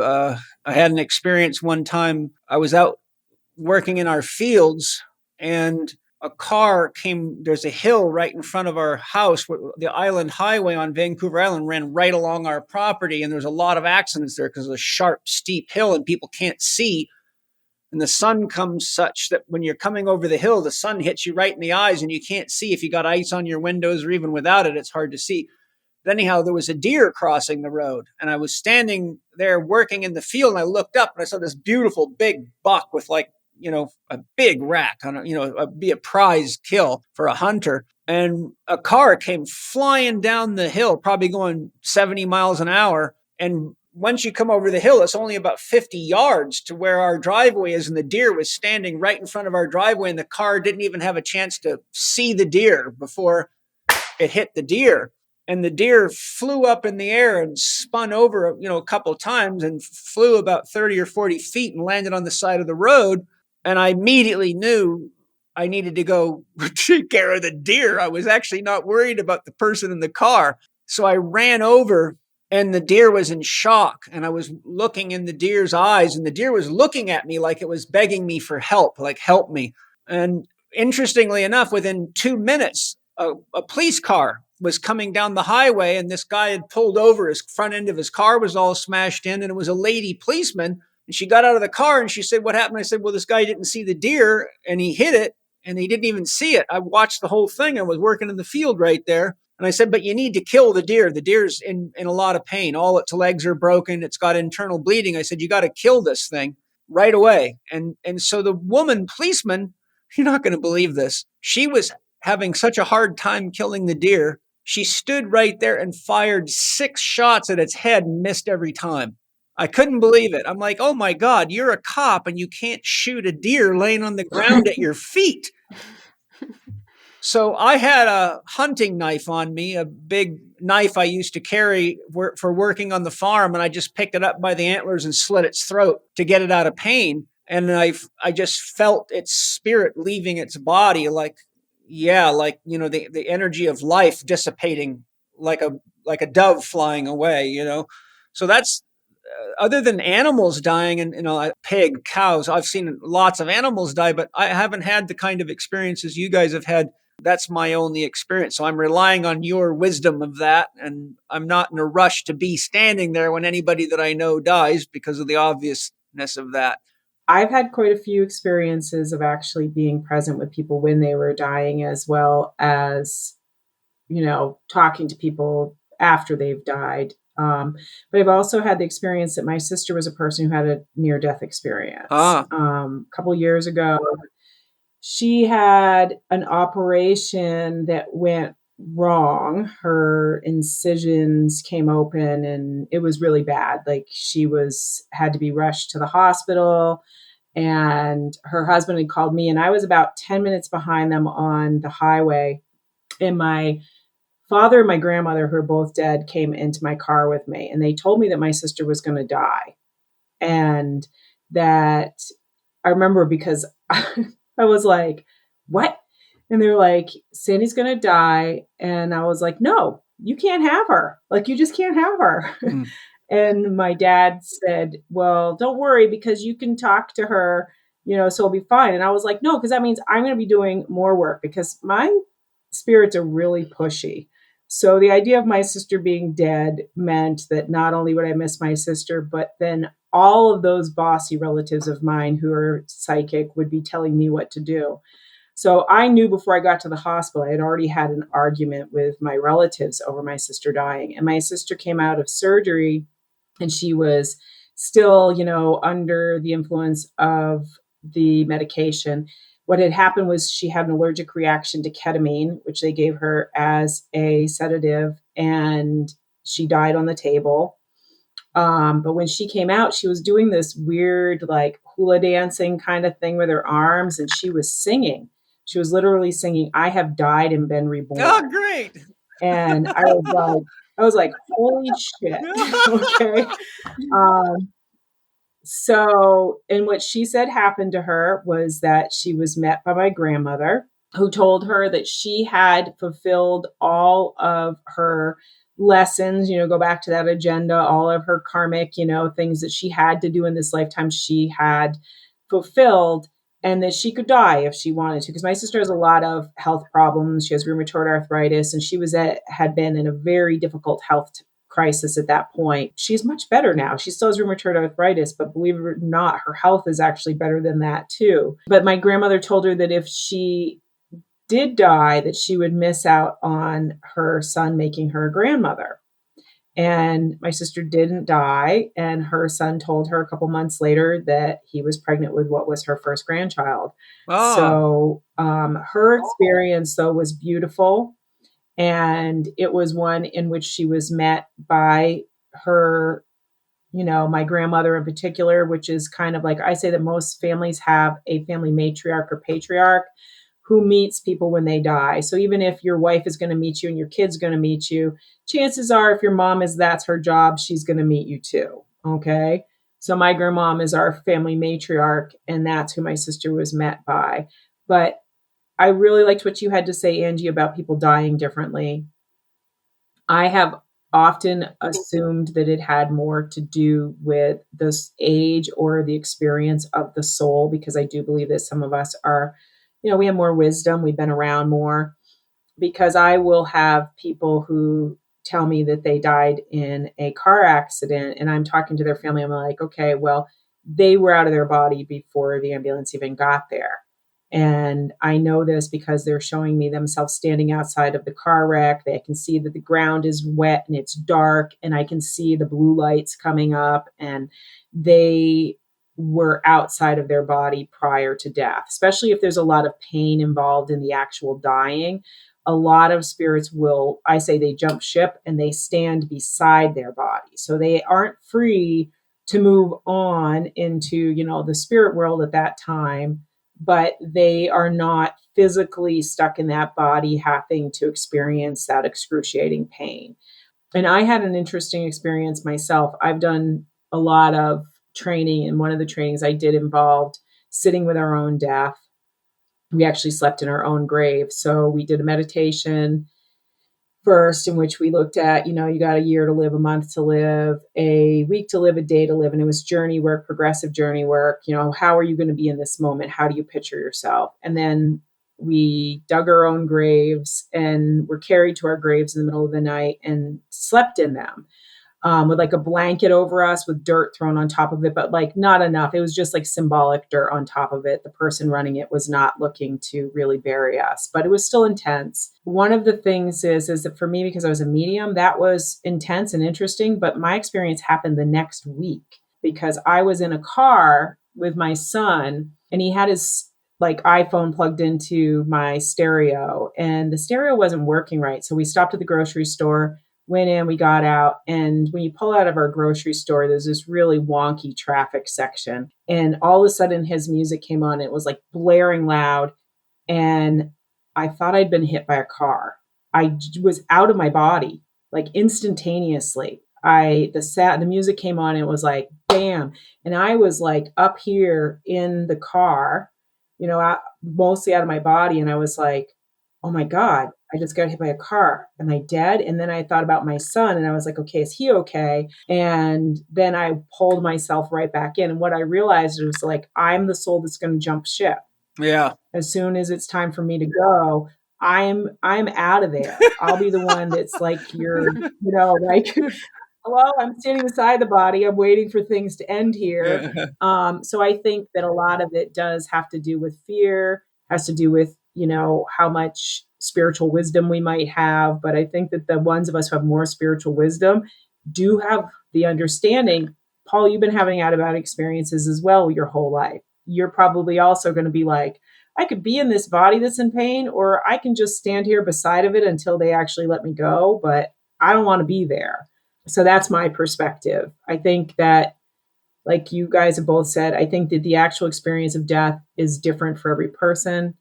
I think that how we die and whether we stay attached to our body or not is often based on fear and, with age of our soul or wisdom of spirit, we have less fear of dying. So we are more likely to be out of our body. And the only other thing I'd like to add to that is that, when you talk about having your friend who was asleep when she was murdered, my spirit guide Adam, who I worked with for years, he had malaria. He got malaria in Costa Rica as a young man visiting, and he had been delusional. So he had been in and out of consciousness where he was having, hallucinations. And one of the things he told me when I first connected with him was that he didn't know when he died because of those delusions that he was in, kind of like the dream state thing, and that he didn't know until his grandfather came to get him. Right. When his grandfather came to get him, kind of like what happened to you with your friend. You went and told her like, hey, you're not getting back in the body. Things are done here. His grandfather, who was already dead, played that same role for him, showing up and being like, hey, buddy, yeah, you're not getting back in. It's time to go. So I do think that there can be moments, particularly when we have confusion at the end of our life, where we might get stuck. Mm-hmm. Yes. And that kind of leads me to think about like when I do soul retrievals, like the person jumps out of their body thinking they're dying, but they didn't die. Now there's part of them that's outside of their body. So those fragments are stuck in those times. And then we have to bring those back. So that's probably another whole podcast with Paul. But that's absolutely happens. And so we have this choice. Do I leave my body or stay in it? And then those who don't want to die, their body dies and they're still stuck there waiting for their body to come back, and it's not. And then that's where psychopomp work comes in, and if we talk about religions, the Catholicism was infamous for doing psychopomp work in the earlier years. And it was, you would go to the priest to make sure your loved one passed on, and they went to the light, and sometimes they don't. And so I did a lot of that work in shaman school, and I found it very valuable to see, oh my goodness, these are people that are stuck, and it's almost like Groundhog's Day, where they're living the same moment over and over again. And I've seen people go through suicides where they hang themselves, they go through the death process, and then they come back walking in the room and put the rope up again and hang themselves. I'm like, what are they doing? And it's really scary stuff when you see that, and you're like, and if you have a conversation with them, sometimes like this is my fate, this is what I need, and they don't want to leave, and they might stay there for eternity that way. And others, I'm like, put down the rope, you can go move on. And sometimes they're ready to move on. But it's interesting work when you get in that realm to see who's still stuck there, who doesn't realize they're not in a body. Well, and the spirit world is really complex too, because like not everything that we see that is spirit is actually, like, I think about this like with Civil War sites, and they talk about like all the orbs, and you can think like, oh my God, all those souls are trapped there. But really what it is it's more like an impression left on the land, like a scar, or like double exposure on film. And I do think, because I actually have, my mom's family is all from Maryland, West Virginia. So I've spent a lot of time there. and actually not always with my family. In my adult life, I've gone down more for staying near Civil War sites, and I feel very drawn to working on those particular wounds. And what I've found is I've stayed in this little house that's in a town that's called Scrabble in West Virginia, and I've stayed in this schoolhouse a couple times. It's super fucking haunted. It really is. It's a place, it's 2 miles, not two, yeah, 2 miles from the Potomac. And it is on this little creek. And it was an area where Civil War soldiers were set up right before they crossed for a big battle. So long story short, the first time I stayed there, I interacted with a spirit who I think sometimes when you're a medium, you're the spirit, like instead of me being in my time period and this spirit coming to visit me, I feel very much like to the spirit, he was still camped out with his buddies, not knowing what was going to happen the next day.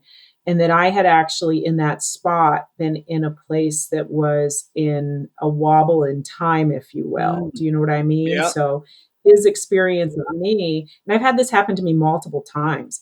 I had an experience, you're a medicine person, so I had an experience doing medicine in which I connected with an ancestor of mine. I was looking for, because my abilities come through my father's side of the family. And I was like, well, there's got to be someone in my mother's side. And I connected to this soul of this guy in the middle of the woods in, I think, well, it was Tennessee, but it was definitely the South. And he heard me. Like he thought I would, like that he was like hallucinating or something. Mm-hmm. And I was communicating with him, trying to explain to him what I was actually doing, that I had taken, psilocybin, was sitting on top of a rock and having this conversation with him.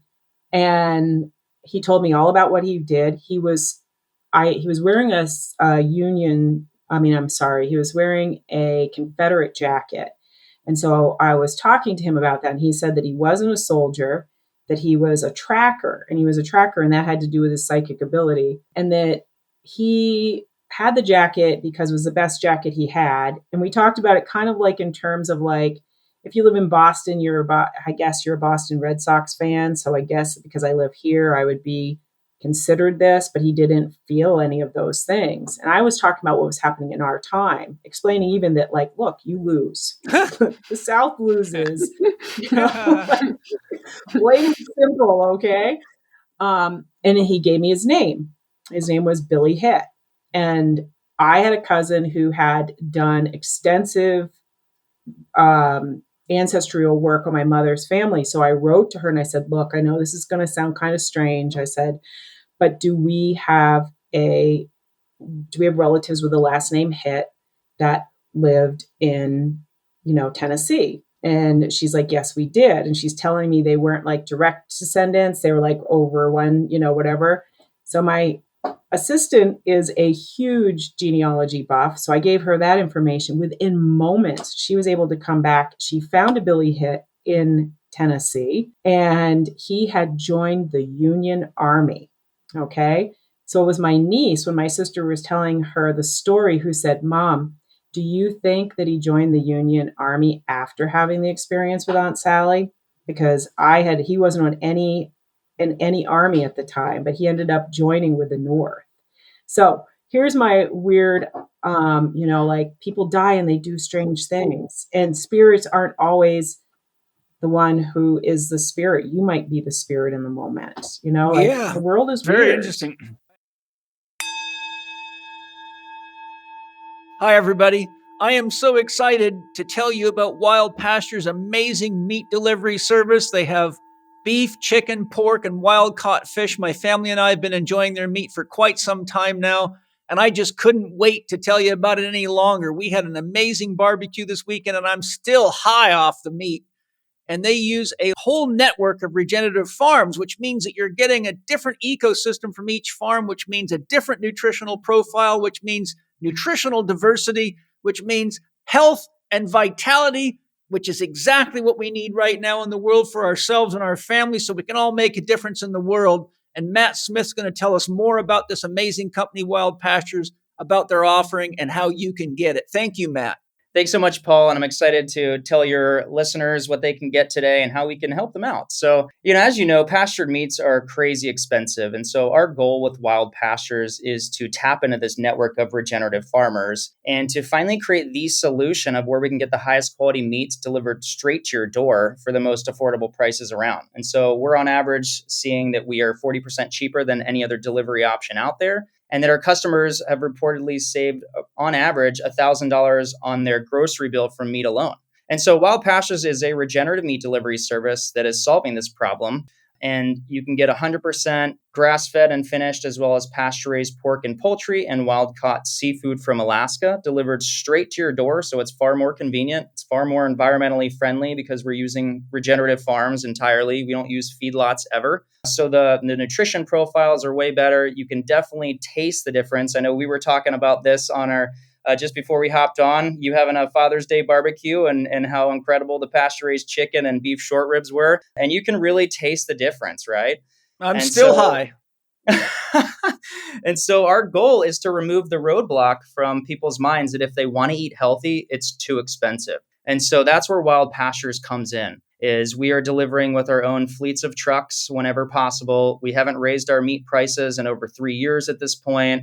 And we're really just creating convenience for the consumer and kind of being the high tide that rises all ships. If we can opt more people into a system like this, the cost stays down for everybody. And so there is a myriad of benefits that go into that. And so today, if your listeners want to try Wild Pastures and taste the difference and experience what it's like, go to wildpastures.com/Paul Chek or click the link in the show notes and save 20% off for life, plus get free shipping for life, plus get $15 off your first box. That's a mind-blowing deal. I can't even imagine. I mean, I've never heard of an offer like that.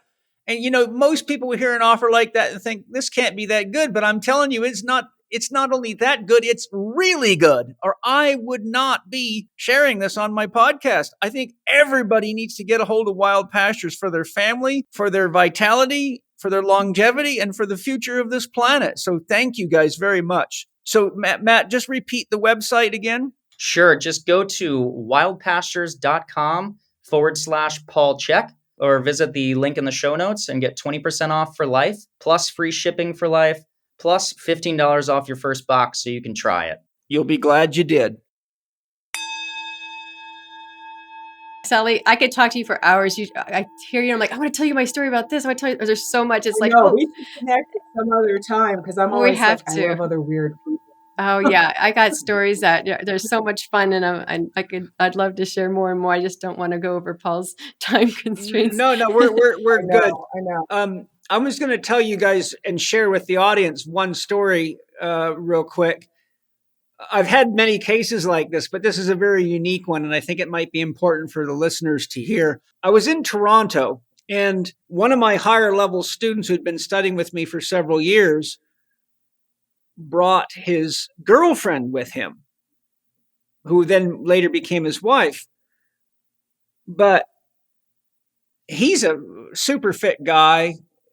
She's with him. She's actually, I think she I don't know if she was a trainer or what, but she exercised a lot.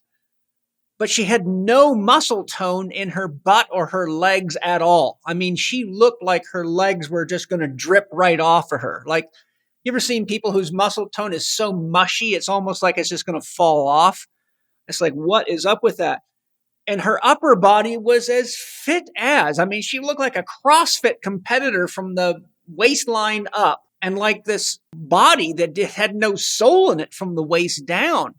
And I looked at this. I don't normally walk around with my clairvoyance on because I don't want to see everybody's stuff all the time.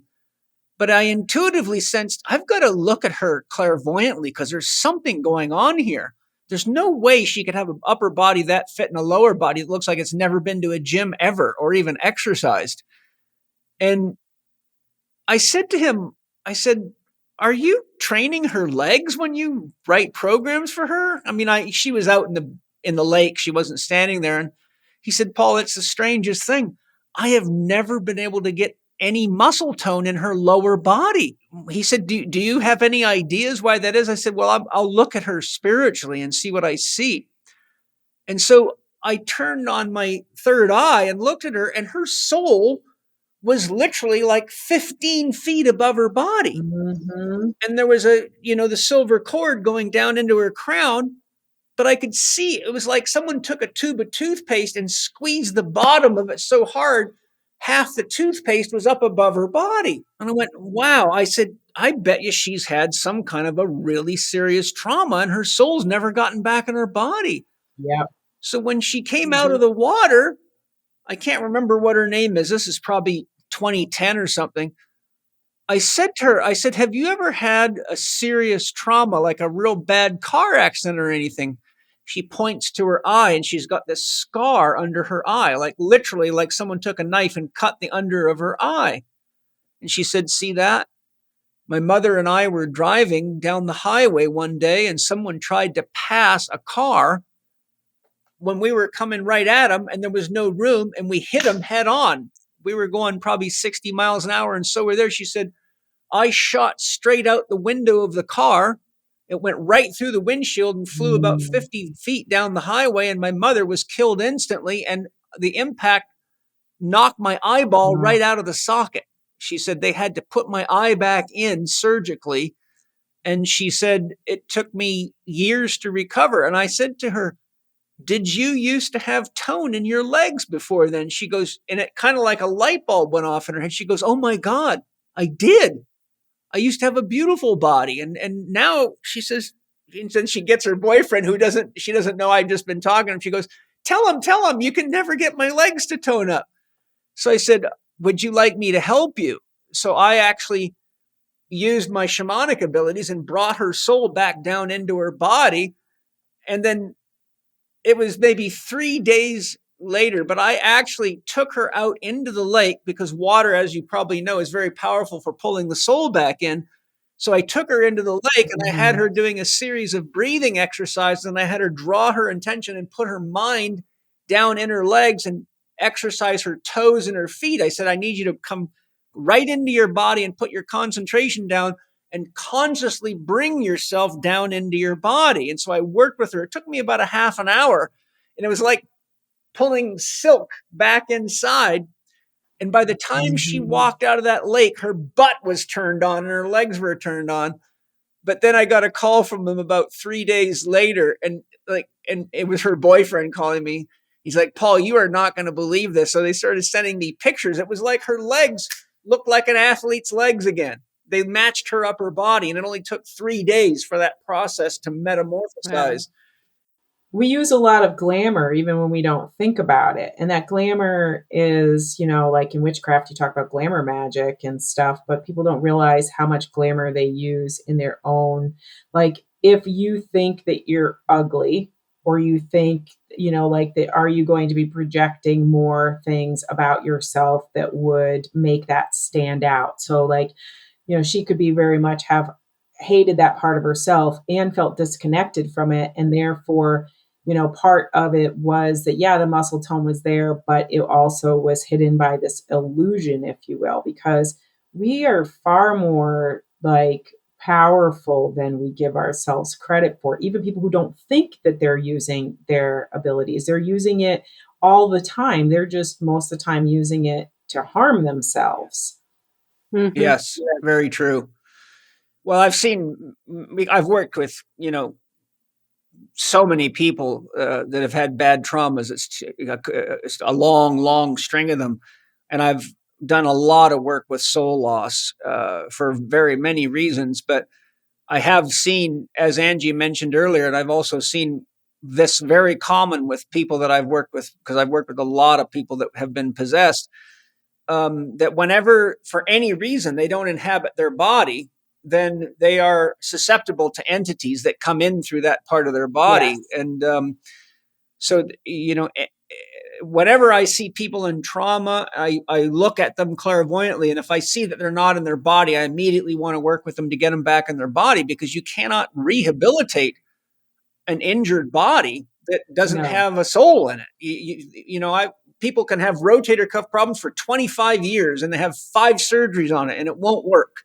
I'm really enjoying this dialogue and I'm grateful for both of you. And I'm grateful that we can share so much information that most people never have access to particularly from people like you guys that have a lot of authentic experience and can tangibly demonstrate it. I mean, there's no question when you're communicating with someone in the afterlife and they tell you stuff that you couldn't possibly know, and it's right on, So because there's so many people that think all this stuff's fluffy, but like I've had so many of these experiences, I'm like, I'm sorry you feel that way, but one day maybe you'll spiritually grow up and see what's really going on. My next question is fairly simple. Can you describe the similarities or differences between what happens when a human being dies and when an animal dies? I think it's very similar. I've been present with animals dying of natural causes and also through euthanasia, and people in the same way. Because I've also taken part in the Death with Dignity Act in the state of Vermont when a friend of mine used assisted suicide. So I would say they're very similar in the dying process. In my experiences, animals don't have as much baggage, so they cross into spirit a little easier than humans do because very few of them have as much stuff that they've done that they have to examine. And also, I think that spirits of animals can reincarnate faster because I know people who've had the same animal more than once. And it's funny, you took the words right out of my mouth. I actually took notes, and I'm like, oh my gosh, Salicrow's reading my notes. But I was, sharing that, yeah, animals don't have the polarity that we do. Like we don't have that charge of, and like I said, I've seen it too, that they can carry on very quickly to another life. And oftentimes a human, we have so much baggage, we have to be in the afterlife for a while to resolve some of that before we take on a new body. We have to learn and grow. And they don't have that. And so they can take on another life. They can come back very quickly. And so, yes, the death process may be similar to a human body, but the soul process is very, very different. In fact, they can go right into something else. Like you said, be the next pet for the family and come right back. My experience is different than your guys's. On the farm, I was young, so I would just feel the life gone. I would know that the life had gone. But what I have had quite a lot of is because patients come to me with all sorts of problems, like, everything you can imagine. And a lot of them, I've found that their health conditions, heart conditions, chronic neck pain, whatever, is grief that they're holding over the loss of an animal that they really loved. And interestingly, I found people's grieving process can be more intense with an animal they love with than a human being. And so what I've found is that the animals often show up to communicate to me just like humans do, but that the animals often stay around for a long time. Like I've had people that have their animal died a year ago, but the animal's still following them around just like it used to. It doesn't want to leave them, and they don't realize that. I think that's true too. I've experienced some of that. I think it comes with like how much the person needs the animal. Like if that person really is really, like you were saying, carrying grief and really mourning that animal's passing, then the animal might stay on longer in order to help in whatever way it can. Yes. I've also found animals are, they seem to me, from my experiences, to be more connected to place than human beings. And I'll give you a quick example. We used to have a UK distributor who had a 3-level home she bought in London, outside of London, and that was our UK headquarters. So I used to stay with her. So did Penny whenever we were over there doing our UK lecture tours, because we work all over the world. And I was upstairs on the 3rd level of her house one day, and a cat appeared before me and was looking at me like, what are you doing in my house? And so I said to the cat, oh, I'm visiting. Who are you? And the cat said, this is my house. Like it was like, I'm in its space. Get out of here, And so about 5 minutes after this happened, the lady that was our distributor, Alex, came upstairs, and I said, do you know you have a cat ghost in the house? And she just turned white. She said, are you kidding me? I said, no, you have a house. This cat says this is his house, and it lived here its whole life, and it died here. And she says, oh my God. I said, why is that so shocking to you? She goes, Paul, my dog goes crazy chasing something around the house all the time and literally like knocking furniture over. And now I know what it is. And the other thing I've noticed is animals can see deceased animals and deceased Oh, yeah. human beings far better than human beings can. Animals can see. I live in the woods and have a lot of elementals, and every year I get brownies in my house. Like, I'm not kidding. I get brownies usually a couple times a year in the spring and in the fall, and my cats will go nuts. And it's so much where my husband doesn't see these things. He does believe that I do, but he'll even say something sometimes about like, they're driving the cats nuts. Like, I'm like, they just come in for a short amount of time. So I think animals just are really sensitive to that dimension. And what's a brownie? A brownie is a small earth elemental. They're about this tall. They're about a foot tall. And most of the time, if you see them, they're going to be like a sepia in color, and they move really fast. They do go into people's houses though, and they're a little mischievous, Okay. but not bad.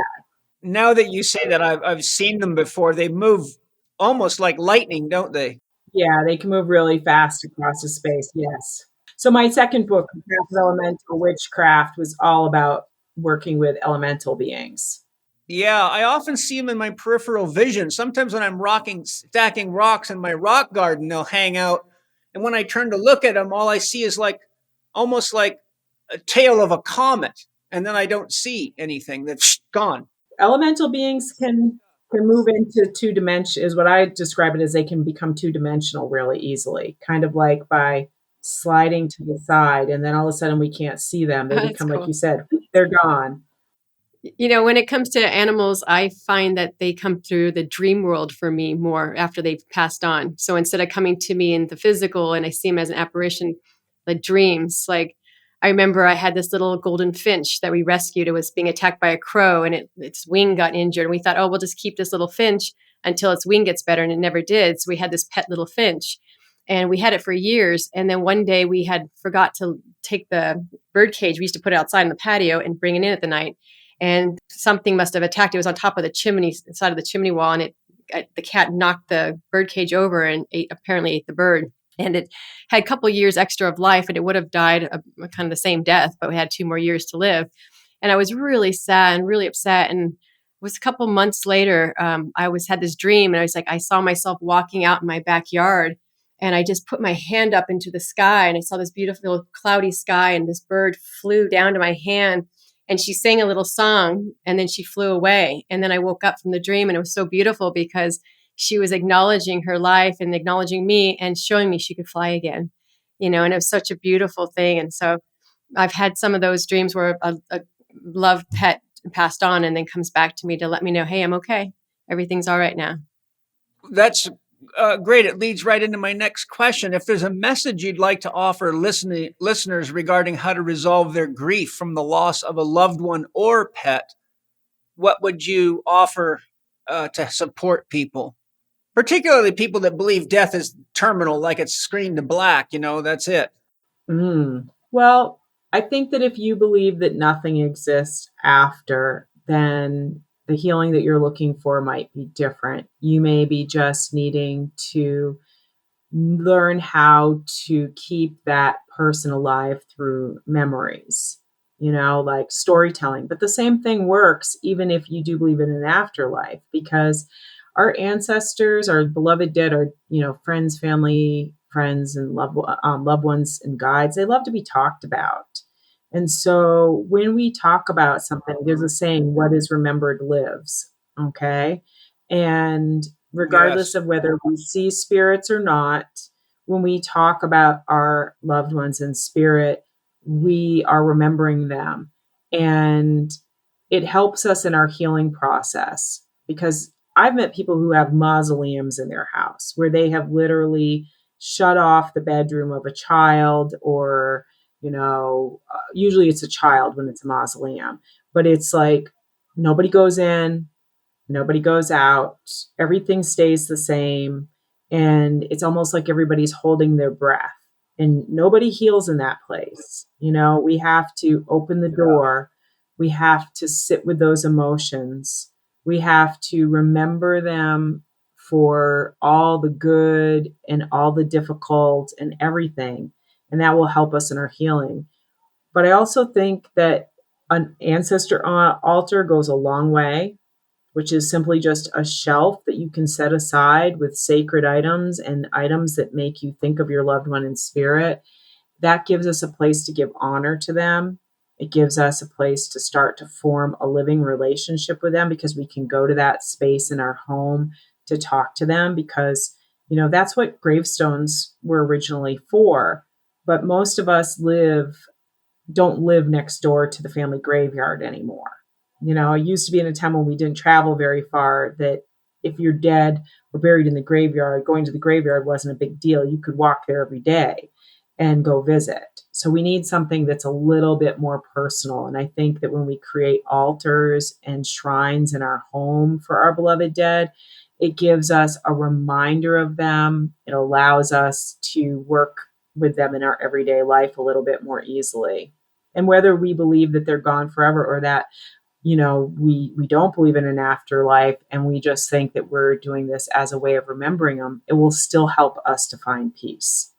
Yeah, my advice would be to, if you want to start doing this kind of work, to meditate, learn to meditate, how to hold still, and so that you can start using those extrasensory perceptions and to hone in on those skills. Because I think people think, oh, I can't do that, but they've never really tried. And so trust in your ability, and trust in your ability to speak to your loved ones, because your loved ones still love you and they do want to connect. And if you're willing to listen and practice, they're willing to connect to you. So I think that's important. I think, listening to podcasts like this, reading like Salicrow's book and other books on mediumship and understanding it and being more comfortable with that, I think that's going to be a lot of help for most. I think that's why they seek out a medium in the first place, a lot of people, because they are worried or don't know what's happening. And that gives them a lot of comfort. I know the work I do, when I share with them information, there's no other way I'd know. It's like, these people come from me from Adam, and I don't know anything about their family. And then I start telling them about things that happen. They go there. That's confirmation. They're like, well, how would Angie know that? Like, I remember one, I was like, okay, he used to spread peanut butter on his body as a kid and thought that was funny. And they're like, huh? And so they asked the mom, and she's like, oh my gosh, that was his favorite thing to do. And it's like, okay, so, those sorts of things, so that's no way I could know that. And that's confirmation. Like, wait a minute, there has to be some afterlife, because how would I know these things? How would I see that? And how would he be telling me that? And so I think that's helpful to those who are suffering through this time, is to connect and be open to hearing, messages. I would also say along those lines that around mediumship, I just want to clear this up. Like, I've really enjoyed meeting you, Angie, because I can listen to you and I can hear authenticity. But one of the things I think is really important for people to realize is that there are good mediums and bad mediums, just like there's good plumbers and bad plumbers. And if you go to somebody, do not give them a ton of information when you're starting. Yeah. I have seen people do that, and I will always stop them. I'm like, stop. Was like, you're going to have so much more feeling of, truth from this if it's the medium giving you the information than you giving a bunch of information. Unfortunately, there are people who will take advantage of our pain. So you don't have to go in like a closed off wall, but you have to go in without blabbering your whole story yourself. Let the medium tell Absolutely. you. Yeah, 100%. And I agree with that. It's like any of my work. I also do biogeometry, which is energy medicine. And I work on people and tell them where their illnesses are in their body. And I say, don't tell me anything about you. Because if you tell me I have a heart condition, I'm like, oh, look, you have a heart condition. Well, you already told me. So I said, let me do the Right. whole process. And when I'm done, if I miss anything, then we'll go back and check. But, I've done my work for so long, I rarely miss anything. And then they're like, wow. But that creates authenticity, like you said. But if someone came in and told the whole life story, then yeah, sure, anybody could be like, oh yes, he loved his pie because you just told him that, Right. So absolutely. Right. Yeah. Yeah. So I'm glad you mentioned that too, because, as many as there's good doctors, good plumbers, there's bad ones as well. And so recognizing, intuition and trusting your gut. And also if a medium's trying to ask you for more money and you have to do this to save their soul or something, Right. I've seen some really ugly Me things too. where you're like, oh my gosh, they're stuck and I need to give them thousands of dollars to take, that's taking advantage of people. So that should not be happening. Exactly. Yeah, sad that that happens, but it does. A couple things I would share that I've shared with people for the left brainers, the atheistic types, I simply use their own belief system to help them understand the death process and the soul and the afterlife. And I simply say this: are you familiar with the second law of thermodynamics? And some of them are, some of them aren't. I say the second law of thermodynamics says energy produced cannot be destroyed, only transformed. The psyche is energy. It's Jung says it's, and Wolfgang Pauli said it's pure energy at one end and matter at the other, and the seven chakras string the two together. So pure God consciousness condensates into matter or body at the other end, and the chakras are the vibrational step down process of that condensation. So what I say is, look, energy produced can not be destroyed, only transformed. The soul is an energy form, or it wouldn't animate your body. So the person that has died has only transformed energetically from a physical state to a less physical state. So I say, if you just look at the second law of thermodynamics and apply it honestly, then you'll come face to face with the reality that no one dies. They, like terminally, they just transform. The other thing I suggest is people just, because everybody dreams, they say, look, if you want to communicate with somebody you love or that you're grieving over, just hold the intention and do a little prayer before you go to bed, or write it down, or just say, dear Dreamweaver, please take me to my mother tonight, and be open to receiving the dream and be patient. It might take a week, it might take a month, it might be that night, but as long as your intention is there, that will come to you in their dreams. And I say, hold the intention and pay most attention right as you're falling asleep and right as you're waking up, because those are when you have one foot in each realm. Oftentimes you won't remember the dream because you're too unconscious, and in your awake, your belief system's in the way. But right when you're falling asleep or right when you're waking up, you've got one foot in each world, and that's where access is very good. And Steiner actually gives a very good meditation practice that I'll share for anybody that wants to learn a meditation that works for accessing the other realm. He says, lay on a couch or a bed, get very comfortable, take a piece of silverware like a fork or a knife, and put a plate under your hand. So you're laying on the couch with your arm hanging off, and you're holding on to the fork or the knife in your fingers, and you try to relax into a deep state of meditation. And if you fall asleep, you'll drop the fork or the knife, it'll hit the plate and wake you up. So what you do is you use that technique to stay in the hypnagogic state, in the in-between world state, and there you have access to the entire spiritual realm if you can learn to control your mind. So that's a real simple meditation that I've practiced with and have taught many people. So those of you that want to learn to access the spirit realm can begin with that very simple practice, and you'll be surprised at how much is all of a sudden available to you that you used to think you were just dreaming about, but now you're awake enough to know that you're not dreaming. You're actually looking into what we would consider to be a spirit world or another dimension. So those are just some quick tips. I'd like to add one thing that I add. Just take the words maybe, kind of, and think so out of your vocabulary when you're having spiritual experiences, and you will have far more spiritual experiences, because people often have an experience and they'll say, I think I saw something out of the corner of my eye. And I'm like, okay, you either did or you didn't. Let's say this without the doubt. Right. All right. Because what makes Right. you suddenly be like, I was just sitting here and my brain just randomly thought. It's like, no, you actually, and what happens is when you take the doubt words out and you say it again in the, as an affirmation, I just saw something out of the corner of my eye. And I'll ask people again, I'm like, how'd that feel? And they'll be like, I saw something out of the corner of my eye. Because when you say it in the affirmation, as an affirmation, it's true. You feel it. You're like, I did see my grandmother. I did see my brother, whatever it is.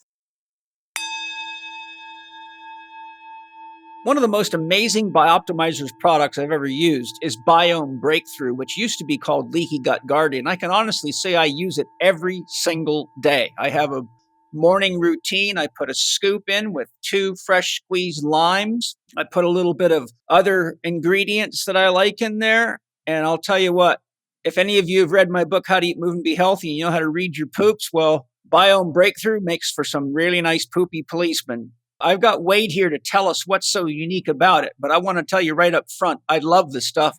I don't go anywhere without it, and I keep a lot of it on hand so I don't run out. So Wade, what is it that's making that product so effective? Well, first and foremost, we have to look at what's happening in the population at large. And Harvard just released an extensive study demonstrating that virtually everyone has some degree of leaky gut. And that means the gut permeability of our intestines is leaking toxins into the system, which are causing immunoresponses. Now, some people that's sneezing or allergies, but then it can move on to more inflammatory conditions. And anybody that's checked out your work understands this. The question is, how do you actually seal the gut so that you can stop this from happening? And we have a partnership with Birch International University in Croatia, where we have a team of PhD scientists working on this. And we've been able to combine a unique product called IGY Max, which is a patented egg-based product that enhances your gut health and reverses the damage that can be done by all these toxins that are leading to leaky gut. But when we combined it with some specific probiotics, they work synergistically together to be able to repair leaky gut in literally hours as opposed to going through an extensive protocol. Now, we can't stop ourselves from experiencing all the toxins in our world, or food, air, water, you name it. It's coming from everywhere nowadays. So what we have to look at is well, how do we manage the damage, if you will, that we are taking, even if we're following, the highest levels of food hygiene and, conscientiousness. And so what's happened is Biome Breakthrough has been able to be proven in the lab and in folks. Research papers will be coming out very soon to demonstrate this. And that's why we've called it Biome Breakthrough. We're able to actually repair and stop the leaky gut from happening with the combination of IGY Max. It's a unique set of probiotics, and we're happy to deliver it to people. We're very excited. We can try it. It's a money back guarantee. If you don't feel better, if your poops aren't better, if you don't say, wow, my inflammatory conditions in my gut are going down, you get your money back. So it's really easy to get. You go to biomebreakthrough.com/living4D. You'll put in Paul 10. You get a 10% discount on this and any other products that we supply at Bioptimizers. I can't recommend it enough. I love this stuff. And it actually tastes good too, which is unique. So thank you very much once again for making such an amazing product. I'm really excited to be able to offer it to everybody. Enjoy Biome Breakthrough. I think it's important for the whole family. My next question is regarding possession. I've done a lot of work, as I mentioned earlier, with people that have been possessed by entities. There's common denominators amongst those who are possessed, such as we mentioned, not inhabiting the body and being fully present in their own life and participating in their own life. I found that people using plant medicines unskillfully or inappropriately are very susceptible to entity possession, especially when they're in groups where there's other people carrying them. And if they're not present in themselves, then I've seen many times entities love to trade up, just like we want a better house or a better car, especially if they have an agenda. They want to get a body that's more appropriate for what they're trying to get done. Can each of you share how it is that you're able to work with souls on the other side or even spirits without becoming possessed by them, you yourselves? So I think it's really important to really love yourself. Like I said before, when you have soul loss, it's because there's parts of you don't love. And that's a place or a pocket inside your body that something can get into. So I find that when you really or have a high self-esteem or really love yourself, there's less room. There's light inside you. And so there's no room for darkness. I also believe that you can wear jewelry that helps with, helping remove that energy. Like when I'm going to do some deep work and I'm worried that there might be some dark energy, I have it here somewhere of course, it's somewhere on my desk, but it's a biogeometry. Oh yeah, here it is. I put this on my necklace, and those who are seeing online with the video, you can see this special pendant, very powerful to protect from entities. So if I know I'm going to be doing some work on someone that I think has an entity, I'm going to protect myself. So, even things like black tourmaline is a really good stone to wear to remove negative energy.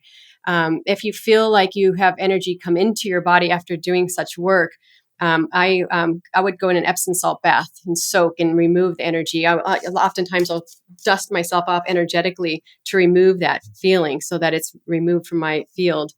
So those are some of the things I do to help protect me, to clear it. Clearing your space is really important. Saging is really important.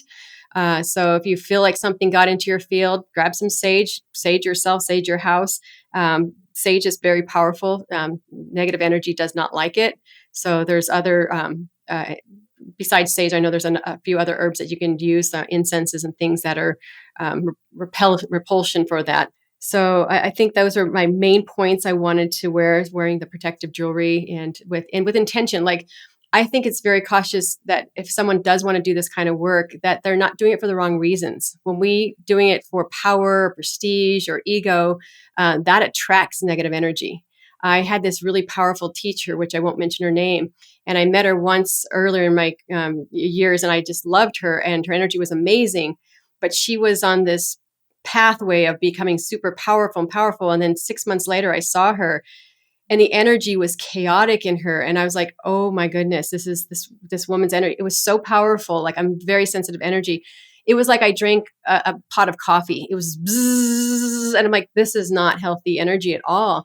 And years later, I heard about her work, and she admitted later that she was working with energies and wanting to have this power. And she saw a psychic and was like, you have all these souls attached to you. Like, she was drawing in this forces to become this powerful thing. And so I caution people of doing that for the wrong reason. She was out to become the best, or have this ego instead of just doing it for helping. When I do this work, it's all about helping and serving, and it's not about, like, I'm in the process of writing a book, and I'm hoping, Salicrow, you're inspiring me to finish my book. I've been writing it for over 10 years, and my book was always never about me. It was about what is possible. And it's a book of inspiration so that other people can do this work. And so I think that's a powerful, way of writing a book, because it's not like, hey, look how cool I can do this, or this happened to me. It's like, I was open enough and brave enough to try, and these really cool things happened to me. And I think that's an important message, is to say, be humble and be, accepting, and do it for the right reasons. And for me, it's always been about healing and wanting to help someone else. Yes. As I said, I grew up psychic. So in my early years, I did have some negative experiences with spirits that I'm going to say I was protected because I had a bit of an ego. And that, I'm not encouraging people to have that, but I grew up where my dad was a Marine, and my grandmother, like, my dad used to say things to us like, my maiden name is Brown, and he would say things like, just remember, you're brown. That means you're better than everybody else. So I don't actually believe that I'm better than everybody else. I want to clear that up. But when I was a kid, I remember I was like 13, I was about 14 years old, and I had an experience with one of my friends had a Ouija board at her house, and surprise, surprise, all the spirits wanted to talk to me. But one of the things that happened was we did work there was a negative entity that was attracted to her because she was very insecure. And it started telling her things like that it could manifest itself. It could become her boyfriend. It could become all this. And that spirit did not like me at all, because I think that deep down, Angie, I've always loved myself. Ego aside about how my dad might have put it, I've always just been a person who, I love myself. I truly do. And not in some weird egotistical way, but I appreciate this person who I am. And when he started telling us that he could make himself real, I was like, oh, really? Well, you better prove it. And he would say, like, I can do this. And I was just like going right back at him, because I had been taught that no spirit had any more power over me than I did myself, because I was the one who owned the body. And so as I got older, granted, that actually did save us. That's why I wrote about that in my first book as well, because that was like what saved inexperienced teenage girls playing with spirits they shouldn't have been playing with. And none of my friends had the same level of confidence as a teenager that I did. So I do think that was part of, what helped. That, I think, is a very important thing. But I also, going back to you, there's no shortcuts in developing psychic ability. If you take a shortcut, you're probably going to end up endangering yourself at some point. And what I mean by that is you got to do the work. You got to know yourself. There's a saying, heal or heal thyself. If you don't, you're endangered. I said earlier that I worked with 5 spirits that were helping me to open up. They literally, it was a plan that I created. They told me that. They're like, you created this plan. And one of the things they really enforced in me was that my role was as important as any of their roles, because I was the one who could communicate. Without me, they didn't have this ability to do this. And I mean, everybody can do it to a certain extent, but those of us who have developed ability, we have to also see our own worth in that evaluation. Like, what am I capable of? What do I stand for? What do I believe in? And we have to hold that to the table. It's like, I think that's the part of being raised by a Marine, is that my dad used to have a saying like, we don't go down like punks. And what that means is that, I will not give you my power regardless. The part that spirit taught me, which is that we have to know ourselves, is the way we give our power away is through fear. And fear can also come from the things that we hide. So when we don't know ourselves, that's a really dangerous thing, to be developing psychic ability or magical practices and not taking the time to know yourself, because other beings can then use that against you. Just like my teenage friend who was insecure. They tried to use her insecurity against her. Negative entities are going to be manipulative, and they're going to try to use our own fears and insecurities against us. And if we develop a true sense of self, which means knowing what your shadow is, I mean, you guys, I can't imagine I'm sitting here with you two and saying that neither one of you have done shadow work. I'm sure you've done so much shadow work, you know yourselves inside out, right? You have to. I have to navigate these realms. Yes. Yes, you have to, because if you don't do that work, that's really like, how do you keep yourself safe? If you really want to do this work, then you have to really do the work. You have to heal yourself. You have to know where your traumas are. You have to know where you can easily be triggered. You have to, because you're going to sit with people in really intense situations. And I agree with you, Paul, that entities want to move up. People who are just barely getting by in the world might attract entities, but they don't have much to offer. And I'm not saying that as an arrogant thing either. I'm just saying they don't have codes to big bank accounts or government agencies or anything that can actually make a huge change. So they're going to look for the next step up. So we have to be smart, and we have to really know ourselves. Yes. To thine own self be true, or thou canst be true to any other man or spirit. Yes. Yeah. I'm going to share a quick story because it's quite profound. You guys have said enough that I won't add much to it. In my earlier years, probably my first 10 years with plant medicines, I'm the kind of guy that tests everything and I take it to the threshold. When I race cars, it was as fast as I could go without dying. When I was a paratrooper, it was like closer to death, the better. And then now I'm living, baby. I like to push myself and I like to test things. So what I did earlier in my years, and I've got all this documented, Angie's seen, I've got literally like 50, 60 books, if not more. I would take a plant medicine, be it mushrooms, mescaline, LSD, whatever, although that's not a plant medicine, but I would go progressively up in dose, and I would go and map out what were the dimensions that I would go to, what kind of experiences that I have there, because I had all these people coming to me that had been injured using plant medicines, usually in ceremonies, or just doing stupid things like doing heavy doses 3-4 days in a row or 5 days in a row. And then their life would fall apart. They'd be full of entities. I've seen people with as many as 20 entities in them. And so at this particular time, I was reaching a very high threshold, and I was testing at that time LSD, and I was up to 9 hits, 9 doses, so about 900 micrograms, which is a very high dose. And I was right at the edge where my psyche was starting to break down. I mean, I'm laying on the floor and the ceiling of the house is opening up and I can see the sun coming through with no ceiling in the way. Like the vibration was so high, you could feel everything was all a living illusion, really. You could see how the whole matrix was being created. But all of a sudden, I felt this very strange energy around me. And I looked up And all around me in the house were these big, ugly gargoyles. And I'm like, the first time I've ever come across anything like that. And I was really quite scared. And I said to my soul, what in the world is going on? My soul said, they're gargoyles because you're susceptible right now. Your field is so open from the medicine, they can penetrate you and they can see your light. They don't like your light. Well, all of a sudden they started trying to fly into me. And I'm like, whoa. And because I've done many, many years of Tai Chi, I know how to close my field, and I have a long background in martial arts. So I know how to use my internal energy to protect myself.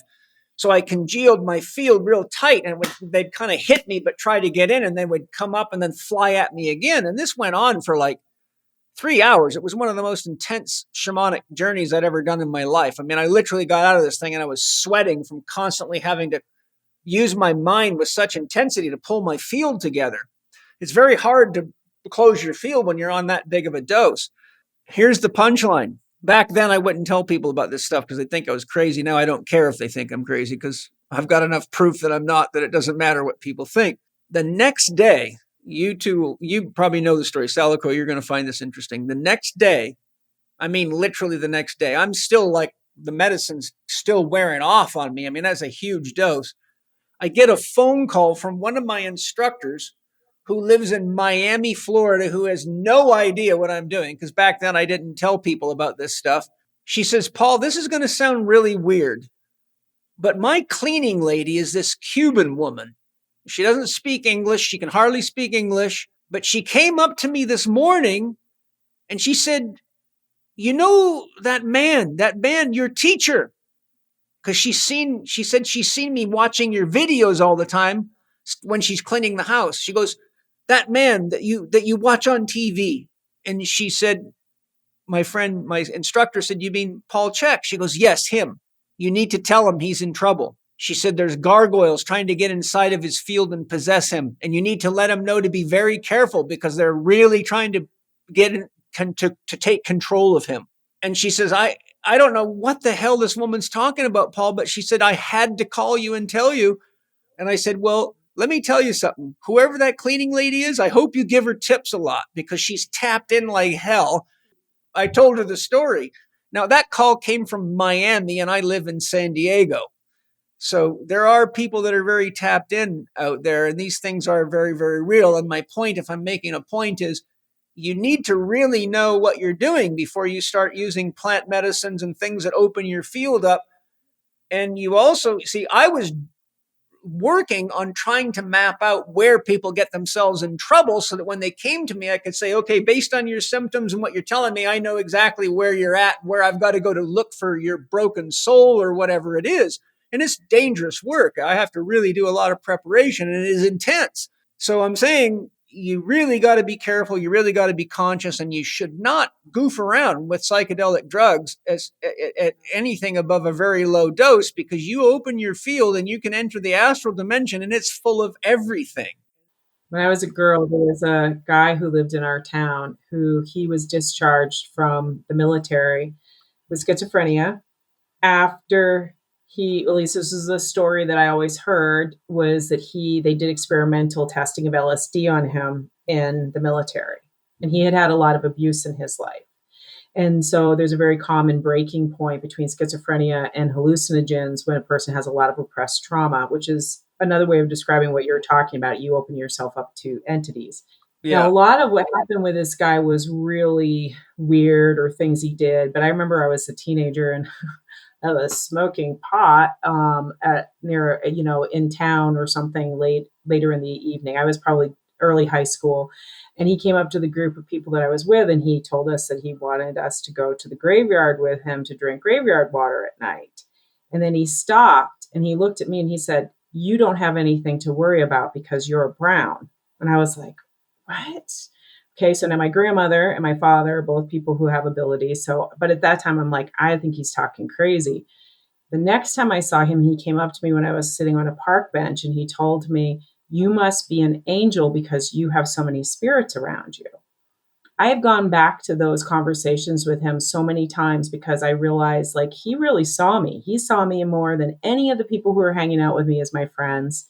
He did see and have an awareness, he was tapped in. But like you were saying, if there's no teacher, if there's no responsibility, if you don't know what you're doing, and your teacher could be in spirit, because I've had plenty of teachers in spirit, but if you're just out there winging it yourself, doing hallucinogens at a festival, or, or with a pop-up, guru, then you do run a higher risk, because your consciousness is opened and you don't know what to do with that open consciousness. That's why so many people can end up in a Yeah. hospital when they're having a spiritual opening, because there's nobody to explain. It's the difference between my growing up and Angie's growing up. My growing up, I had the teacher the whole time. So, oh, this is what that is. That makes sense. Angie's is like, oh no, I might have caused somebody's death, instead of I had a precognitive moment in which I saw somebody's death. Yeah. So these are very, very important things. And that's why I want to make sure that people know this. Have either of you been given any information from those on the other side regarding what is going on here on Earth, particularly since COVID started? Have you any insights as to why there seems to be such a radical increase in evil on the rise, such as the worship of Lucifer and Satan in the last 3 years, as well as Ooh, what has all the yeah. hallmarks of a genocide operation going on? I mean, it's more than hallmarks, as you both know. So I'm just curious if you've got any insights spiritually from what's going on. Because right now I don't have a lot of time outside of clients to tap in and explore and ask questions, because I have 2 small kids, and so mom life goes full force when I'm not working with a client. But the small times I have tapped into about negative energy and why it's rampant right now, I just get the same message about, there's the cycles that the earth goes on into. We have, yin cycles and yang cycles, and there's lightness and dark. It's all part of the universal consciousness is being going through these cycles. And when darkness comes in, it shows us where we're deficient, and it shows us to bring us back into light. So these are just opportunities for us to grow. So instead of being scared and going, oh my gosh, that's tough, it makes us aware. Like, with COVID and everything, it starts making us aware of pharmaceutical companies. Are they ethical? Or what's really happening behind some of the things we're hearing about what's, in the world. So I feel that darkness serves a purpose. And when we acknowledge the darkness and see it and go, oh, wow, this is a really bad man that's doing bad things, it raises up where we have holes in society as a whole, of where we have flaws in our education system and our teaching systems. And so that's the message I've got. So this is all part of, the path of learning on the earth plane, is to go through these cycles. If everything was airy, fairy, and great, we wouldn't learn or grow or know where we had issues as a collective consciousness. I'm really, I'm really, I'm glad you brought that up. I have had more experiences with one of my personal, I have 2 personal studies, which, like when you talk about doing mass amount of hallucinogens to see where people can get lost, I have a tendency to, in my spare time, study cults and propaganda. Okay. Because I really believe that I run into a lot of people who've either been brought into bad religious situations, or who've experienced some kind of brainwashing, whether it's cultural, government, or whether it is, being in an abusive relationship. So that is something like the Lucifer and Satan thing. In the last 3 to 4 months, I have literally had multiple people come to tell me that either, and they're coming out of this, or they're deep in the, like, this psychosis piece during it as well. But I've had people come to me and tell me that they were Lucifer, or that they had believed they were, that they had discovered that Lucifer was their spirit guide, that Lucifer was, their soulmate. I mean, like, some crazy ass shit where I felt like I had just gone back to the 1980s satanic panic. Okay.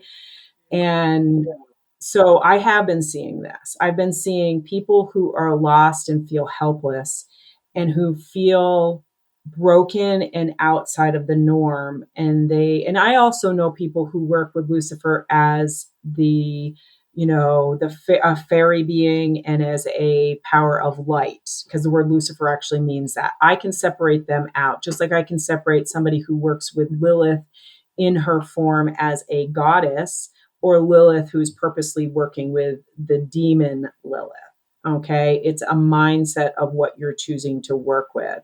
And people feel powerless. And when people feel powerless, that is one of the areas where they feel that they can grab power. It's just like there's more than one path to magic. And one of them seems to come with shortcuts that could involve working with beings that might be seeking to manipulate and harm you, but you're willing to take that chance because you think you're more clever than them. You think that you're getting something out of the deal that you're not. But at some point, it goes bad for all the people that I have met that are involved in this. I will say that at some point it goes bad. And when it goes bad, it's their homes life falling apart, their friendships falling apart, some of them have even ended up in mental hospitals. So this is a real issue. The other thing that I'd like to add is that at the beginning of COVID, I took part in writing an anthology called The Corona Transmissions. And it was put together by Richard Grossinger, who is my publisher. I went with him from North Atlantic Press to Inner Traditions. He was one of the people who, like the editors that put it together. It was, when I came in, it was already in process. And so I was able to be handed the work of 5 other thinkers, people who are astrologers, psychics, or thinkers. And what blew my mind is that we were all pretty much on the same page, which is that there's astrological things that go along with this, but that there's this, you believe in quantum physics and all these multiple realities. And some of them I wore, a light purple shirt instead of a black shirt today. That's the simplest change. But we're in a time where there are these 2 main realities that we're buying into. And one I refer to as fear and order, because it's either power over or I'm being disempowered. And that's part of your belief system. I can't do anything, or I have to take advantage of everybody else in order to survive. And the other mindset is what I call green, because it's more of that we have to work together, kind of like what we're doing. We're not sitting here and saying my way is the only way. We're saying, oh, look, we're all thinking, how is our thinking benefiting each other? So I believe that we are, and I've heard this from multiple, because I've done a ton of podcasts recently too, with people from different countries also. So this is like not just something we are thinking here. This is something that is going on the globe, where people are acknowledging that people are splitting into these different mindsets. And one of those mindsets really is about disempowering others. So things like Lucifer and Satan and working with demons is going to be a lot more appealing if you think that your road to power is about control and control over yourself and others. So that's my theory on it. But I'm really glad you brought up particularly the thing about the Lucifer and Satan thing, because I really, as a person who isn't really tied into Christian religion at all, or Hebrewic religions, okay, I don't really, that's not my gig. It's not that I don't believe that those beings exist, but I just find it interesting that there is such a rise in particular of, connection with Lucifer and Satan. Yeah, it's extremely rampant. I mean, I'm 62 years old in August, and I've never seen such a public display on television, in movies, on Super Bowl. I mean, it's just like, what in the world is with all this satanic stuff? It's like all of a sudden the mushrooms are just blasting out of the forest. Unlike a lot of people, I have training to see what an enemy looks like and what they behave like and the tricks they play. And I'll leave it at that. Well, that's it right there. The people who are showing up don't have that. They think that they're somehow brought into this romanticism of it. Like, that's one of the things I'm finding, is that one of the things I will say is that most of the people that I'm coming into contact with who are falling in that particular path are people who have deep trauma. And usually it's a trauma that involves sexual trauma and a feeling of helplessness. And that I think of that as, like the predator, because I've also seen a super rise in vampirism, like people who are literally joining cults in which they are, taking part in what they think of as a religion of vampirism. But I've looked at the documentation on this. This is still talking about, it's like they might be doing it more sterilely, but they're still like ingesting each other's blood and doing it for, like there's still, and most people I meet are people who will never go beyond what I say being the snack. It's like, you're not getting power. You're somebody else. This is a sadomasochistic relationship, in my opinion. Yeah. It's been an absolutely amazing podcast with the two of you. I feel so blessed to have been able to find two women of your depth, power, and experience and put you two together. And amazingly, oftentimes when you get two powerful people like this side by side, it's almost like a battle to see who can get the most attention. But it's almost as though the two of you wove together to create this amazing tapestry that wove itself into existence, which is really that beautiful mother energy of how do we make it all work for everybody, and I'm very grateful for what you've shared today. So to close, I'd say each of you can offer what services you offer, whether it be resolving grief for loved ones, helping people communicate to the other side, health, whatever you want to offer as we close so people can find you and know what you do offer.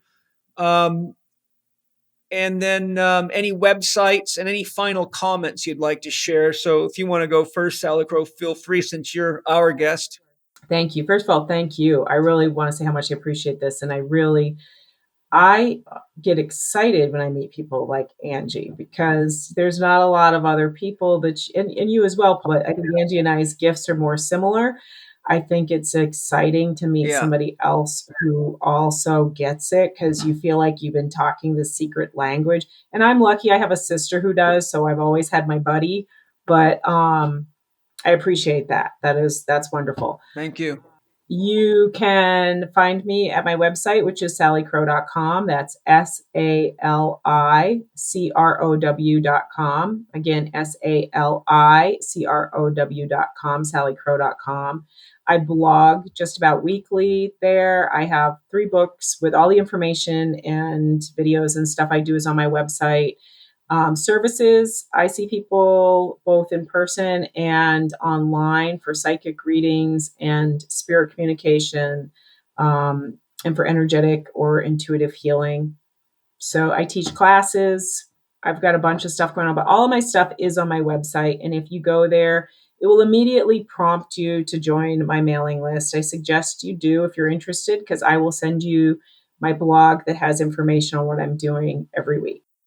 It's great. Yeah. So my website is angiesworld.com. So ANGIESWORLD.com. My email is angiesworld@me.com. And the work I specialize in is soul retrieval, past life regression, talking to past relatives, connecting. So if there's questions you're looking for and you're wanting to speak to someone to get clarity or information, that's my forte. So if you're interested in any of that work, I'd be happy to help you, to help with grief, helping you with connection and just feeling like the person isn't gone. I think that's really important, is to realize that we're here just in a different dimension. I did mention a little bit in the podcast, but that's also my forte is biogeometry, and that's energy healing. And so I use Dr. Ibrahim Karim's work with the IKUP pendulum, where I can test your organ systems and see where there's blockages or imbalances in your system. And with that, I use his signatures to help balance the body. I do that work for people who are on their deathbed as well, to help balance their systems. And there's a way to help clear their soul with biogeometry once they pass on. So those are all really good things to know to do, because, if someone gets stuck, as we talked about, and someone's not doing the psychopomp work, you don't want your loved one to be stuck in the middle world. And so anyway, those are things I love to do. So if you're interested in learning about that, you can contact me. I'd be happy to share more information about that. Thank you, guys. I really appreciate it. And I will close by saying thank you to our sponsors of the podcast. You're amazing people with amazing products. And it's always a beautiful thing for me to know that every dollar that I spend with the sponsors' products, or that you spend, goes to regenerative farmers and people that are really putting their energy back into the earth to make the earth a better place. And I think that's something we all need to be very conscious of. So I've been very blessed to be able to find sponsors that are aligned with my mission, vision, and values. Because I'm very earth conscious, and being raised on a farm, I know exactly how Mother Earth cycles energy, and I know what happens if you don't live to those principles. And we're all seeing that in the world right now. So thanks for anything that you do buy from the sponsors, because a little bit goes to me to support the podcast so I can find amazing guests like Angie and Salicrow and share this kind of information with you. And I'd like to say I hope you enjoyed the podcast today. And you know my rule, if you love it, share it with everybody. If you didn't like it, it's our secret. So lots of love to all of you, and I will share something new and interesting with you next week. Bye-bye. Thank you for listening to Living 4D with Paul Chek and today's guests, Salicrow and Angie Chek. Make sure to pick up a copy of Salicrow's newest book, Spirit Speaker, A Medium's Guide to Death and Dying, available at innertraditions.com/books/spirit-speaker, or at Amazon, Barnes & Noble, and all other good booksellers. To find out more about Salicrow's services, psychic readings, spirit sessions, and more, visit her website at salicrow.com. That's SALICROW.com. You can connect with Salicrow on Instagram at Salicrow, on Facebook at Salicrow Psychic Medium, or on her YouTube channel, youtube.com/Salicrow Psychic Medium 1911. You can find Angie online at angiesworld.com, where you can learn more about her coaching and consulting services, including energy medicine and soul retrieval. Follow her on Instagram at 1anginator, that's the number 1, and Anginator, or on Facebook at angie.lustrick. Catch up with Paul on Instagram, TikTok, and Threads at paul.chek, on Twitter at paulchek, or on his YouTube podcast channel, youtube.com/living4D with Paul Chek. You can watch more on Paul's blog at paulcheksblog.com, or visit the Chek Institute site at chekinstitute.com to find Paul's e-learning courses, advanced training programs, and to learn more about the Chek Academy. You can read the show notes and find links to all the resources mentioned in this episode at chekinstitute.com/podcast. This podcast would not be possible without the support of our premier sponsors, Bioptimizers, Paleo Valley, and Organifi, our podcast sponsors, Ned and Wild Pastures, and our newest preferred product sponsor, Peak Life. Please show your appreciation by taking advantage of their special discounts for listeners. The links are in the show notes. To get the latest news from Paul and the Living 4D podcast, subscribe to his newsletter at chekinstitute.com/podcast. And finally, if you enjoyed today's episode, please consider leaving us a 5-star rating and a warm review on the podcast platform of your choice. This podcast is available on Apple Podcast, Spotify, Amazon Music, Audible, Google Podcast, and YouTube.